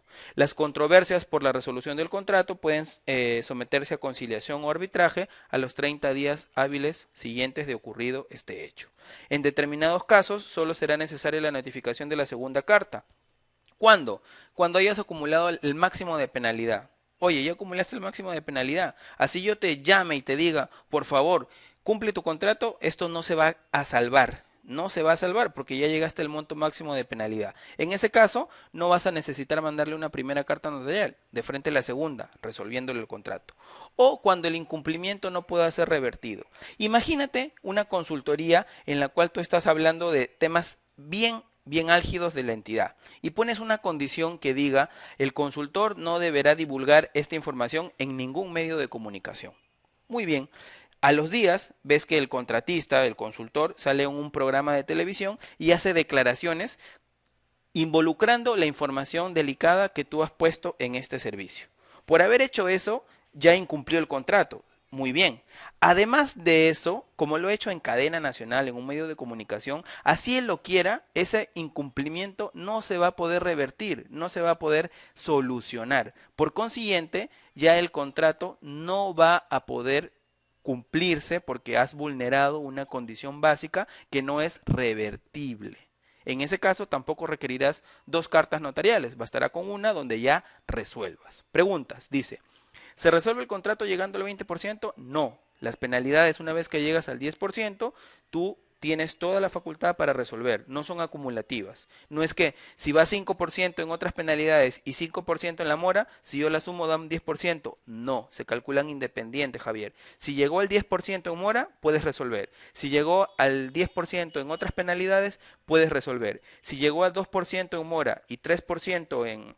Perdón, 2% en mora y 8% en otras penalidades, no puedes resolver. Son independientes y cada una tiene que haber llegado al 10% para poder resolver. ¿Ya? Cada una de manera independiente. Si una llega al 10%, puedes resolver. Si las dos llegan, también puedes resolver. Es ya criterio y análisis de la entidad. Efectos de la resolución. Si la entidad se perjudica, ejecuta la garantía de fiel cumplimiento. Si el contratista se perjudica con la resolución, puede solicitar que lo indemnices. Prestaciones pendientes. Cuando resuelves, se supone que algo ha quedado sin hacerse. En este caso, la entidad debe determinar el precio, las condiciones, la disponibilidad y las prestaciones. Con eso, invita a los postores que participaron en el procedimiento de selección para que manifiesten su interés de querer culminar, cumplir o realizar la prestación. Si es uno solo, se acepta, hay un plazo de 5 días para que lo acepte. Si son varios, la pluralidad tiene que participar, se califican y con el ganador se perfecciona nuevamente el contrato o la relación jurídico-patrimonial en este caso, ¿no? Con los requisitos, condiciones, formalidades, exigencias y las garantías que se establecen en el reglamento, ¿no? Casi como un nuevo perfeccionamiento del contrato. Prestaciones pendientes en casos de resolución. Cuando se necesite con urgencia culminar con una prestación pendiente, puedes utilizar esta opción. Sin perjuicio de que la resolución se someta a conciliación o arbitraje, tú puedes realizar una nueva contratación. El precio incluye todos los costos necesarios para ejecutar esa prestación. Y si se presenta más de una aceptación, la entidad debe contratar con el postor que ocupó la mejor posición en el orden de prelación. Es decir, si se presentan más oferentes, luego de que tú los invitaste, tienes que hacer nuevamente una calificación, una evaluación.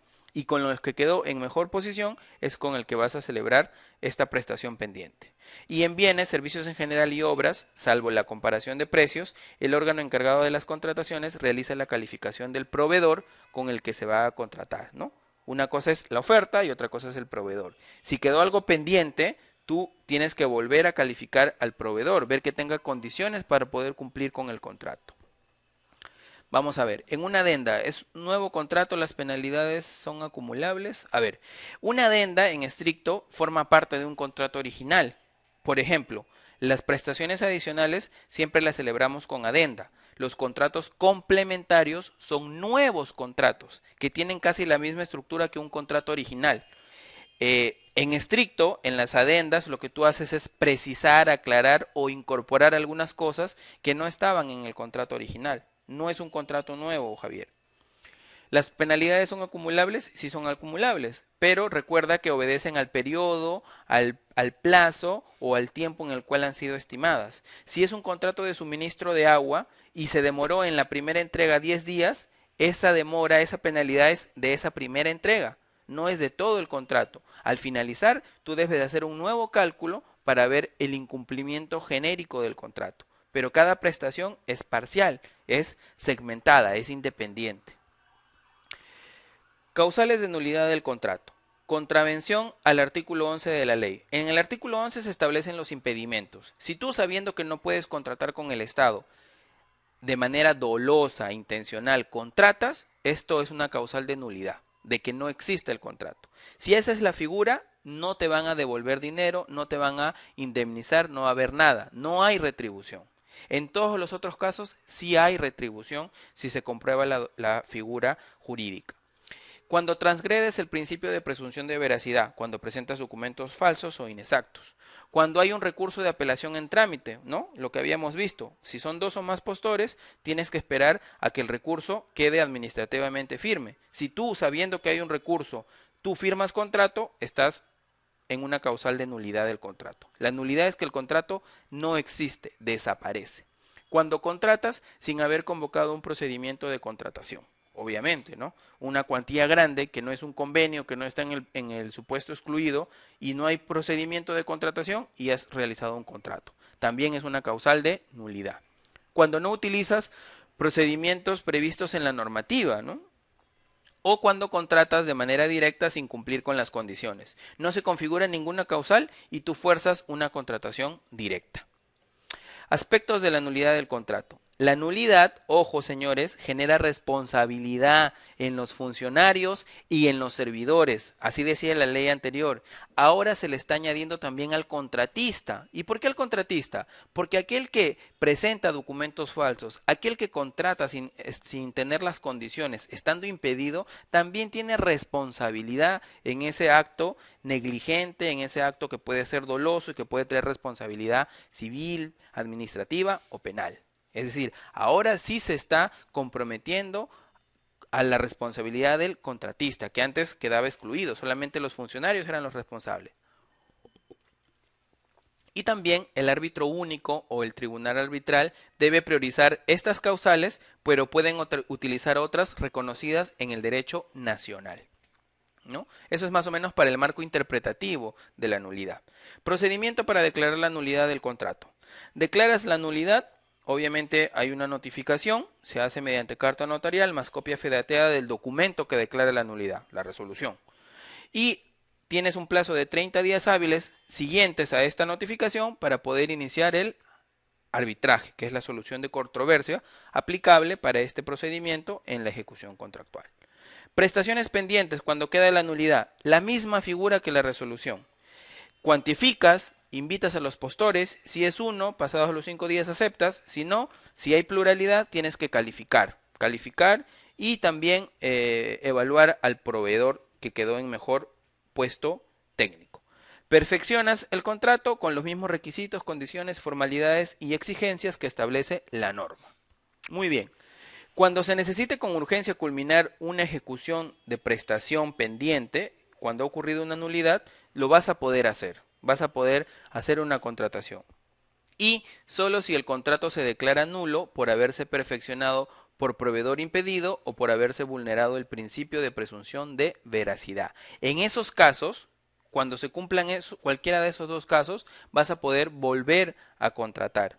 Si se configuran los otros casos, que son no utilizar el procedimiento adecuado, un recurso de apelación, una contratación directa o un procedimiento sin contratación, en esos no vas a poder contratar lo pendiente. Tengan mucho cuidado con eso, revisen la norma y van a sacar una directiva también, si no me equivoco, respecto a ese tema. Muy bien. El tema de sanciones, vamos a pasarlo rápidamente porque el tiempo nos va a quedar corto y necesitamos ver garantías, ¿ya? Las sanciones, como su nombre lo indica, son castigos que se le ponen al proveedor, al contratista o al postor o al participante debido a su negligente participación dentro de un procedimiento de contratación. Del mismo modo, también a los árbitros se le puede sancionar, a los funcionarios y demás, cuando haya alguna acción que involucre un perjuicio para la entidad o cuando haya un vicio ocasionado dentro del procedimiento de contratación, ¿ya?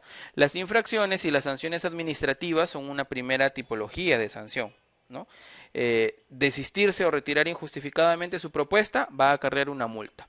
Ahora, aquí hay dos tipos de sanciones. Las primeras son puniciones económicas, son multas, ¿no? Es decir, te obligan a hacer pagos, te obligan digamos, a devolver alguna tasa o cosas por el estilo. Son dinero. Y las otras son impedimentos de inhabilitación, es decir, te bloquean tu derecho o tu participación en procedimientos de contratación, ¿ya? Vamos a ver.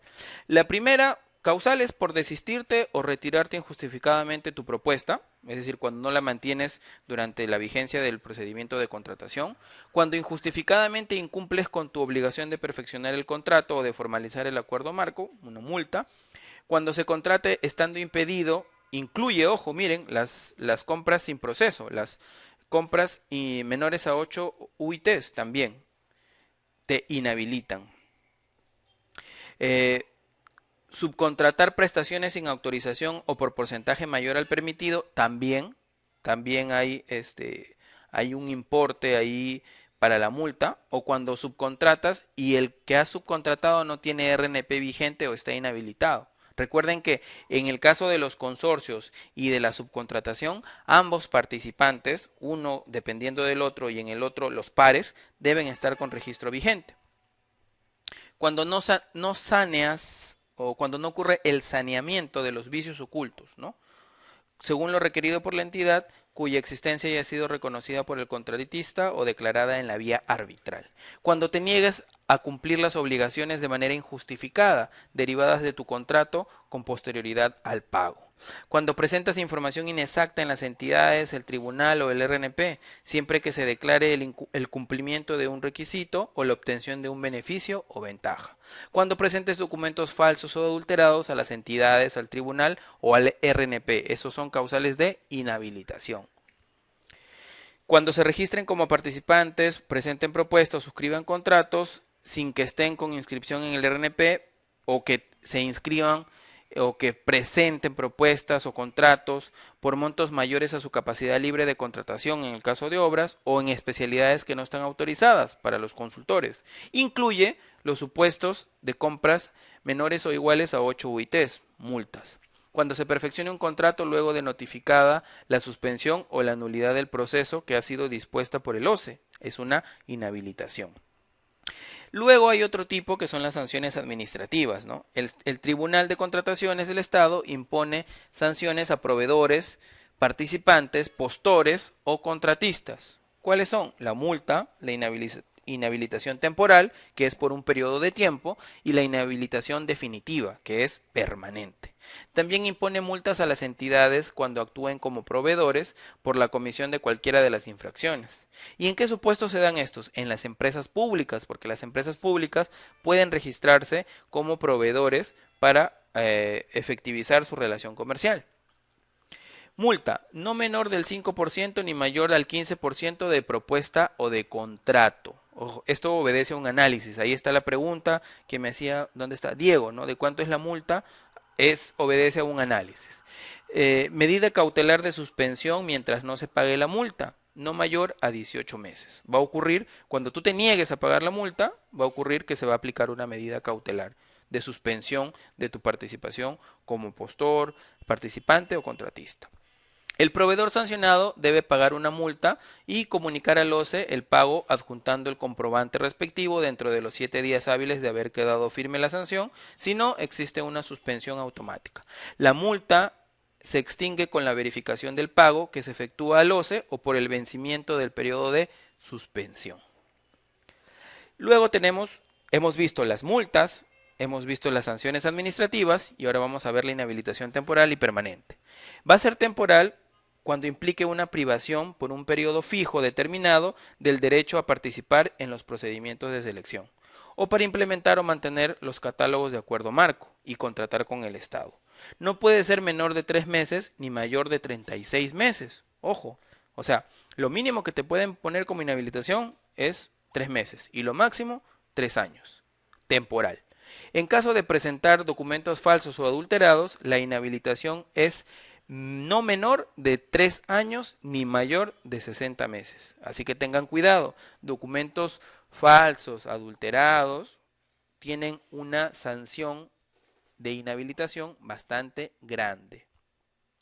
La inhabilitación definitiva es la privación permanente de tu derecho a participar en los procedimientos de contratación o para inscribirte, incorporarte a los catálogos de acuerdo marco o para contratar con el Estado. Es decir, te eliminan del listado de las opciones de contratar con el Estado.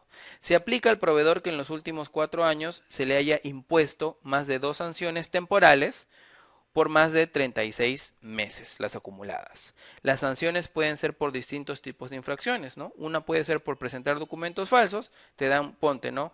30 meses, digamos. Y la otra por negarte a suscribir contrato, te dan otra vez 40 meses. Acumulado, en menos de 4 años ya llegaste a una inhabilitación definitiva. Se aplica al proveedor que reincida en la presentación de documentos falsos o adulterados. Ojo, miren, y aquí se está haciendo punitivo el que tengas unas malas prácticas. La primera vez presentaste documentos falsos y te sancionamos temporalmente. Bien, pero si reincides, si vuelves a cometer el mismo acto, ahora sí es definitivo. Y la nueva infracción debe producirse cuando haya sido sancionado previamente por el Tribunal de Contrataciones del Estado con una inhabilitación temporal. Respecto a los consorcios, durante el procedimiento de contratación y la ejecución del contrato se imputan a todos los integrantes del mismo, o sea, todos los participantes, los integrantes del consorcio reciben la sanción, aplicándose a cada uno de ellos la sanción que le corresponda cuando es posible independizar esta infracción, excepto por la naturaleza de la infracción, la promesa formal o el contrato de consorcio o el contrato celebrado con la entidad. Cuando pueda individualizarse la responsabilidad, allí, debido a las condiciones, solamente se podrá sancionar a uno o a dos o a todos los miembros que participaron en ese acto. Solo cuando pueda individualizarse la responsabilidad. La carga de la prueba de la individualización corresponde al presunto infractor. Quiere decir que el que debe demostrar que no tuvo participación, que no tiene responsabilidad o que él no pudo cometer ese acto porque no le competía, es el infractor.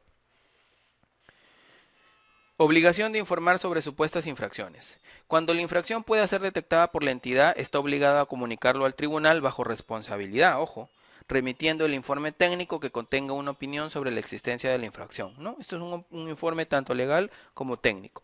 Y del daño causado a la entidad, de corresponder, también remitirá una copia de la oferta, ¿no? Para poder verificar, para poder viabilizar el daño y la infracción. El incumplimiento de esta obligación será puesto en conocimiento de la OSI o de la Contraloría para el deslinde de responsabilidades. Si hay colusión al momento de una sanción y tú te quedas callado como logístico, como funcionario, vas a tener responsabilidad. En todos los casos, la decisión de iniciar el procedimiento administrativo sancionador corresponde al tribunal. Julio pregunta, dice, en un consorcio normalmente uno de ellos prepara la propuesta. ¿Este asume toda la responsabilidad? No, porque la propuesta la firma a nombre de uno, el representante común. Y además, los dos firman la declaración más importante, donde se someten a las reglas de juego y declaran que cumplen con las condiciones para participar con el Estado. En ese caso no se salvan, fritos, pescaditos, los dos. Sin embargo, si en el contrato de consorcio, Julio, tú estableciste que uno se iba a encargar de la prestación principal, imaginemos, y otro se iba a encargar de la prestación accesoria, y el problema ha sido en la prestación principal, ahí hay medios para verificar ese incumplimiento o esa infracción.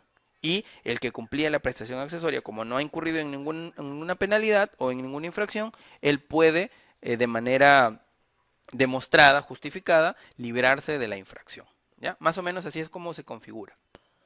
Prescripción de las infracciones. El plazo para que prescriban, es decir, para que ya no sean efectivas, es de 3 años desde que se cometió la infracción. En caso de presentar documentos falsos o adulterados, la sanción prescribe a los 7 años de cometida. Ojo, se multiplica aquí el periodo de prescripción. El plazo de prescripción se sujeta a las reglas generales que están contenidas en la Ley del Procedimiento Administrativo General, salvo lo relativo a la suspensión del plazo de prescripción, ¿no? Entonces, una leidita a la Ley de Procedimiento Administrativo General les va a ayudar un poquito a entender esta figura de la prescripción. El plazo de prescripción se va a suspender ¿en qué situaciones? Con la interposición de la denuncia y hasta 3 meses después de recibido el expediente por la sala correspondiente, la del tribunal. Si el tribunal no se pronuncia dentro del plazo que se señala, la prescripción reanuda su curso, adicionándose el periodo transcurrido con anterioridad a la suspensión e inclusive los 3 meses de suspensión que sean posteriores a la recepción del expediente por la sala. Dicho plazo se amplía por única vez por 3 meses adicionales cuando se disponga la devolución del expediente para la ampliación de cargos. No, ese es un procedimiento interno dentro del tribunal. El plazo de prescripción se suspende por las causas que han sido previstas para suspender el procedimiento administrativo sancionador, mientras dure la suspensión, y con una decisión judicial que acoge un pedido de suspensión del procedimiento sancionador. En este caso, el plazo de prescripción se va a suspender hasta que la causal que motivó la suspensión del procedimiento se revierta y sea conocida por el tribunal. ¿Cuándo se va a suspender el procedimiento sancionador? Cuando exista un mandato de autoridad judicial que lo disponga y que se le notifique formalmente al organismo supervisor de contrataciones del Estado. También se puede suspender a solicitud de parte, siempre que la materia controvertida se refiera a la resolución o la nulidad del contrato efectuada por la entidad, a los vicios ocultos, a la negativa injustificada del contratista a cumplir sus obligaciones derivadas de un contrato con posterioridad al pago, o cuando se considere necesario conocer la decisión arbitral para resolver, ¿no? En ese caso se debe presentar el acta de instalación. ¿Dónde se publican y cuándo entran en vigencia las sanciones? Se publican en el RNP, es decir, hay un registro, ¿no? Hay un registro de inhabilitados y de sancionados. En el caso de los inhabilitados se incluye la información de los socios, los accionistas, los participacionistas, los titulares, el órgano de administración, quién es su gerente, su director, su administrador, la junta directiva, la junta de administración, su consejo de administración, todo lo que se declara en el RNP. Incluso se pone el RUC, el domicilio y el periodo de la sanción o de la suspensión o de la inhabilitación. La sanción es efectiva al 6º día hábil de notificada y solo se suspende por medida cautelar que haya sido dictada en proceso judicial. Queda cancelada o extinta esta medida cautelar y luego la sanción continúa por el periodo que le faltaba, ¿no? Y hay una acción contenciosa administrativa ante el Poder Judicial que puede hacer pues este procedimiento particular. ¿Cuándo se da el recurso de reconsideración frente a una sanción? Su interposición difiere del inicio de la vigencia de la sanción, mientras no sea resuelto por el tribunal. Se interpone a los 5 días hábiles de notificada la resolución de la sanción o de la infracción. Se acompaña una garantía por el monto de una UIT vigente por 30 días calendario, puede ser una carta fianza, una póliza de caución o un depósito en la cuenta del OCE, y se ejecuta si el recurso que uno ha presentado para la reconsideración es infundado o improcedente. El tribunal debe resolverlo en 15 días hábiles, que son improrrogables, luego de presentado, y sin observaciones o subsanado el recurso. Nuevamente puedes también poner una acción contenciosa administrativa ante el Poder Judicial. Muy bien. Garantías. Estamos llegando ya casi al final de lo que es la ejecución contractual. Como ya lo hemos venido diciendo, hay documentos formales que se exigen para la celebración de un contrato. Uno de ellos son las garantías. Como su nombre lo indica, su naturaleza y su finalidad es garantizar, garantizar que se va a cumplir algo y del mismo modo también disuadir al contratista de que incumpla, porque si incumple uno le ejecuta la garantía. Otra casuística que se ha presentado acá. Tengan mucho cuidado, señores gestores, cuando vean el trámite de las garantías. Les cuento las historias tanto de proveedor como de entidad. A nivel de proveedor, nunca van a querer que se les ejecuten las garantías, porque si tú en un determinado periodo fiscal te ejecutan 2 garantías, esto es una sanción en el sistema financiero que puede implicar el cierre de tu cuenta corriente y del mismo modo tú que quedes vetado en el sistema financiero para poder generar una cuenta. Entonces, a ninguna empresa en particular le gusta que le ejecuten garantías. Del mismo modo, si te ejecutan las garantías, es como que eres irresponsable en el manejo financiero de tu entidad y no vas a poder acceder a líneas de crédito, a préstamos o a figuras financieras del sistema bancario, ¿no? Entonces, tengan mucho cuidado a nivel de proveedor. Y a nivel de entidad, pues tienen ustedes que manejar mucha cautela con las garantías porque son la única documentación que puede disuadir al contratista de incumplir el contrato. Y les voy a contar 2 casos que en realidad son anecdóticos y han salido hasta en la televisión. El primero de ellos se brindan en el marco de una obra por lo general. ¿Y qué había ocurrido? El contratista presenta su garantía de fiel cumplimiento, sus garantías por adelantos también, porque en obras puedes pedir adelantos, y estas entran a la unidad de tesorería, que es la que custodia las garantías. Logística verificó, las garantías eran exactas, estaban registradas en el sistema financiero, el banco las había emitido. Muy bien, pasó cierto tiempo y había ocurrido que el proveedor, en este caso el contratista, desapareció, se fue de la escena. No continuó la obra, ya le habían dado más del 60% del dinero entre adelantos y pagos de valorizaciones y desapareció. No continuó con la obra. Resulta que la entidad asumía, yo tengo las garantías, las voy a ejecutar. Muy bien, va al banco y quiere ejecutar las garantías. ¿Y qué había ocurrido? Que las garantías ya habían sido entregadas por el contratista. Ellos se asombran porque dicen, pero acá tengo la garantía, él me la ha presentado, el número es válido, yo lo he verificado con ustedes. ¿Qué había ocurrido? Este contratista muy pillo, muy ladino, había gestionado las garantías de manera oficial, las cartas fianzas en el banco. Curiosamente, nosotros sabemos que hay sitios, hay locales en Lima y en provincias donde uno puede duplicar, falsificar, ¿no? Documentos y hacerlos casi reales. Esto era lo que había ocurrido. Este contratista había ido a estos locales, había duplicado la garantía, había entregado la garantía duplicada que tenía las mismas características que la garantía original y la había presentado en la entidad. Como tenía las garantías originales en su poder, pasado el tiempo, las entregó en el banco le devolvió el dinero que se deja por garantía o le actualizó su línea de crédito y no pasó nada. Porque se supone que para que te entreguen la garantía original es porque tú ya has cumplido con tus obligaciones. El banco nunca se entera de esa situación, simplemente cumple con el trámite financiero. Esta entidad nunca pudo ejecutar las garantías, perdió 60% de la inversión de ese proyecto, de esa obra pública, y fue sujeto de una denuncia, ¿no? Entonces, señores logísticos, señores de tesorería, verifiquen en distintos momentos la validez de su garantía y su condición de original, su condición de ejecutable, ¿no? Tienen toda la potestad para acercarse a la agencia bancaria, verificar y comunicarse oficialmente con ellos. Ese es el primer caso. El segundo caso, como ustedes ya lo conocen, son garantías básicamente falsas, ¿no?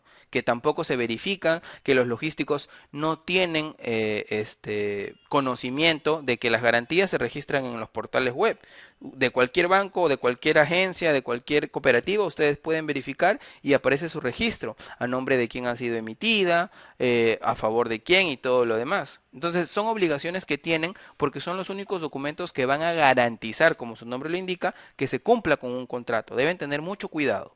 Vamos a ver. Las garantías son un mecanismo jurídico de respaldo que está destinado a proteger, a resarcir o a asegurar el cumplimiento de las obligaciones que asume un contratista luego de suscribir un contrato con el Estado, ¿no? Esa es su primera condición, es proteger, resarcir y asegurar que se cumpla un contrato. Y además desincentivan y limitan los incumplimientos, es decir, no hacen atractivo el incumplimiento de un contrato porque te puede ejecutar la garantía. Y finalmente, compensan a la entidad por las consecuencias de un incumplimiento a través de una cobertura financiera, dineraria, presupuestal. Y de manera excepcional, cuando ya hemos liquidado y hay un saldo de penalidades, de manera excepcional se pueden asumir el pago de los saldos y de las penalidades de un contrato con las garantías. ¿Qué tipos de garantías marca la ley de contrataciones? Las cartas fianza, que las entregan las bancas, la banca y las cooperativas y los bancos de primer orden, que son publicados en el portal debido a la SBS y al Banco Central de Reserva, y las pólizas de caución, que por lo general son entregadas por fondos de pensiones y aseguradoras, ¿no? Son documentos del procedimiento de selección que establecen el tipo de garantía. En las bases ustedes deben señalar precisamente cuál es el tipo de garantía que van a recibir. Si no lo ponen, queda a interpretación del contratista. Y tú, luego de haber publicado las bases, no puedes cambiar o no puedes negarte a aceptar una u otra si no lo has especificado. Las garantías tienen características básicas, son incondicionales, solidarias, irrevocables y de realización automática en el país, a solo pedido de la entidad. Máximo a los 3 días hábiles de haber sido solicitada, y si no se ejecuta la garantía en ese plazo,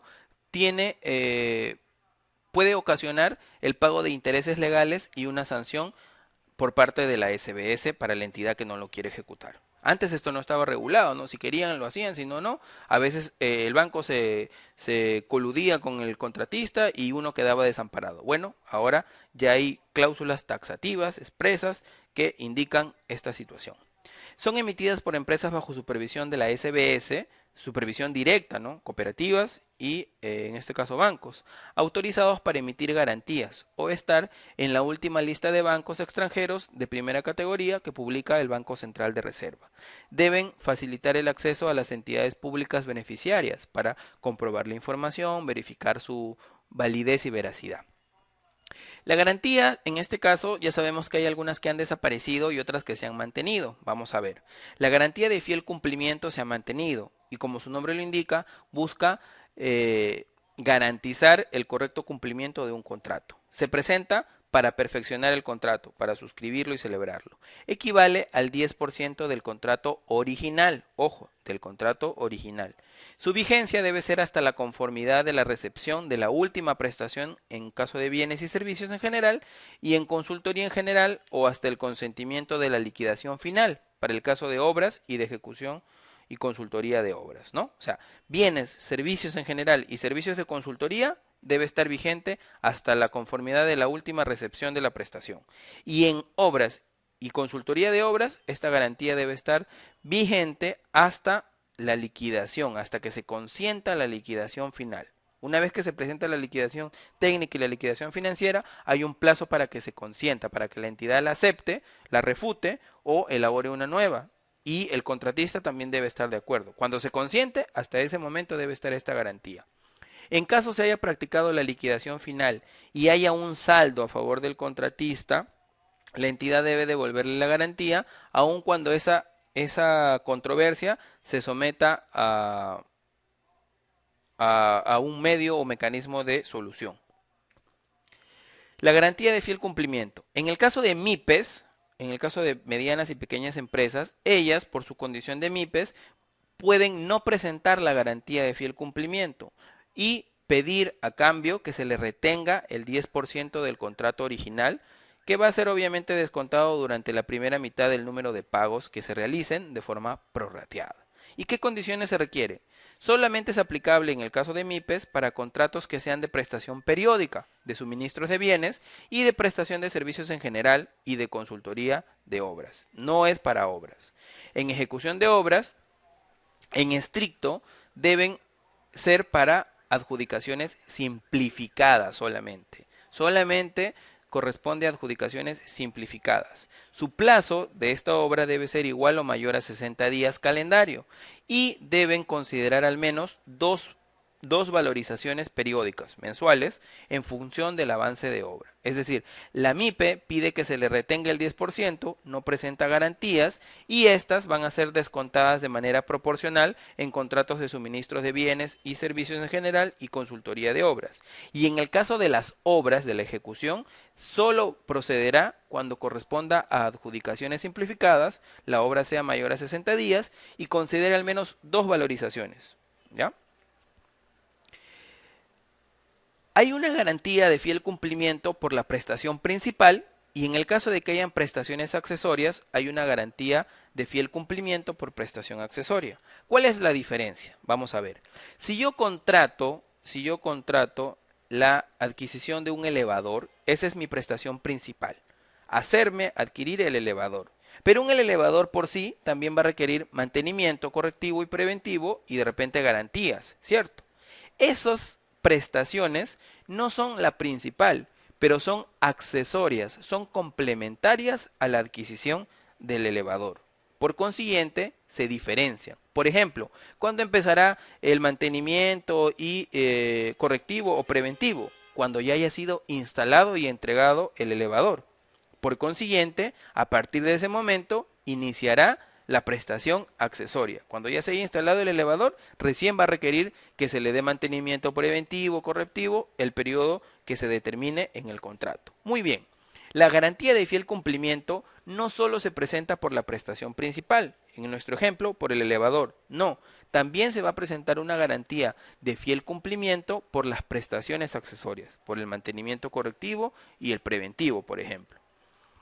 En este caso es por la ejecución de las prestaciones accesorias, tales como mantenimiento, reparación o actividades afines, y corresponde al 10% de la prestación accesoria. Es decir, si el elevador me costó, no sé, 77.000 soles, imaginemos, ¿no? Por poner un monto, esa es la prestación principal y la garantía de fiel cumplimiento será por la prestación principal total. Y si el servicio de mantenimiento y reparación corresponde a la prestación accesoria y son, no sé, 30.000 soles, de ese importe es que vas a sacar el 10% para la garantía de fiel cumplimiento por prestación accesoria. Y la renovarás hasta el cumplimiento total de las obligaciones garantizadas. No se otorga garantías. Hay situaciones excepcionales donde no te van a requerir garantías, ¿no? ¿Por qué? Porque se brinda una de las excepciones que están tipificadas en el reglamento en estricto en el capítulo segundo del título sexto, en los artículos 125, 126, 127 y 128, ¿no? Que son los que tipifican garantías en el caso de bienes y servicios. Veamos. No vas a entregar garantía de fiel cumplimiento cuando sean contratos de bienes o servicios distintos a la consultoría de obra. Ojo, bienes y servicios distintos a la consultoría de obra, cuyo importe máximo sea 100.000 soles. Es decir, 100.000 soles es el tope. Para contratos derivados de procedimientos de selección por relación de ítems, cuando el ítem o la sumatoria de los que yo he ganado llegue máximo a 100.000 soles. Cuando adquieras bienes inmuebles, cuando arriendes bienes inmuebles o muebles y cuando realices contrataciones complementarias que no superen, ojo, que no sean mayores a 100.000 nuevos soles. Esas son las excepciones para presentar garantía de fiel cumplimiento. Adicionalmente tenemos una garantía por adelantos. Ese es otro tipo de garantía. De las que se han quedado son garantía de fiel cumplimiento y garantía por adelantos. La garantía por monto diferencial de propuesta ha desaparecido. La garantía por seriedad de oferta hace bastantes años que desapareció. La 1017 incluso ya no la tenía, la había derogado con la última modificación. El monto debe ser igual al monto del adelanto. Es decir, si yo he previsto en mi contrato de prestación de servicios o de adquisición de bienes que te voy a adelantar dinero para poder cumplir con el contrato, tú me tienes que entregar una garantía por ese mismo monto. El plazo mínimo de esta garantía de vigencia debe ser de 3 meses y si es superior, renovable por el mismo plazo hasta una amortización total. ¿Cómo funciona esto? Yo te adelanto dinero y te lo voy descontando de los pagos que te estoy realizando o de la liquidación o valorización que se vaya estipulando en el contrato. Entonces, la garantía va a estar vigente durante todo el procedimiento de pago. Cuando haya la amortización total, hasta ese momento se supone que esta garantía por adelanto va a estar vigente. Se reduce a solicitud del contratista hasta por el monto pendiente de amortizar y el plazo no puede ser menor a 3 meses. La garantía puede ser menor, pero debe cubrir la amortización, ¿no? En el caso de obras, que lo vamos a ver en la próxima, hay garantías por adelanto, el adelanto directo y el adelanto para materiales, pero lo vamos a ver en la siguiente sesión. ¿Cuándo ejecutas garantías? Ya sabemos que las garantías sirven para garantizar, para respaldar el cumplimiento de un contrato. La vas a ejecutar cuando no se renueven oportunamente, cuando no sean renovadas antes de la fecha de vencimiento. Y se supone que logística, porque está como una de sus funciones, y tesorería, deben verificar que esté la garantía vigente. Si en caso ya está próxima a vencer, una recomendación de sana práctica de control es avisarle al proveedor o al banco con quien mantienen contacto para que puedan tramitarla, ¿no? Solo queda en custodia el monto ejecutado, obvio. Si tú ejecutas la garantía, solo puedes custodiar el monto que ejecutas y devuelves el importe que no te corresponde luego de la conformidad o de la liquidación si ha quedado consentida. No pagas intereses porque no corresponde. Y si son garantías por adelantos, no corresponde la devolución alguna por parte del adelanto pendiente de amortización. También la ejecutarás cuando se da la resolución del contrato y este queda consentido. La resolución del contrato debe quedar consentida o arbitralmente firme si es que se ha sometido la controversia a ese medio. Y si después de 3 días de requerir al contratista no cumple con pagar el saldo a su cargo, luego de recibida la prestación o de liquidado el contrato, tú le puedes ejecutar la garantía y cobrar ese saldo pendiente, ¿no? Muy bien. Último PPT. La garantía por adelanto se ejecuta cuando es resuelto o declarado nulo el contrato y existe un riesgo sustentado de que sea imposible pagar o amortizar el importe pendiente, aun cuando se haya iniciado la conciliación o el arbitraje. La entidad, la entidad antes de ejecutarla requiere vía notarial al contratista, dándole un plazo máximo de 10 días hábiles. Recordemos disculpa que fue un pequeño problema acá del sistema. Recordemos que la entidad antes de ejecutarla tiene que requerirle al contratista por vía notarial dándole un plazo de 10 días hábiles para que devuelva el monto pendiente de amortizar. Y si no, con la amenaza, porque esa es la figura, el apercibimiento es como una amenaza de que se ejecuta su garantía. ¿Ya? Las empresas emisoras tienen que ejecutar la garantía máximo a los 3 días hábiles de requerido por la entidad. No se pueden negar, no pueden poner ninguna excusión y no deben solicitar sustento ni documentación alguna para ejecutar la garantía. Por eso es que ustedes, cuando optan por ejecutar la garantía, deben ser plenamente conscientes de que ya se cumplió o se agotó todo el procedimiento de la ley, del reglamento y no hay otra alternativa. Y cualquier pacto en contrario es nulo de pleno derecho y se considera no puesto. Muy bien, señores, hasta aquí hemos acabado con la sesión de ejecución contractual para bienes y servicios. 2 alertas les quiero brindar. En el caso de que se resuelva un contrato, se ejecuta la garantía de fiel cumplimiento y la de fiel cumplimiento por prestaciones accesorias, porque se ha resuelto el contrato.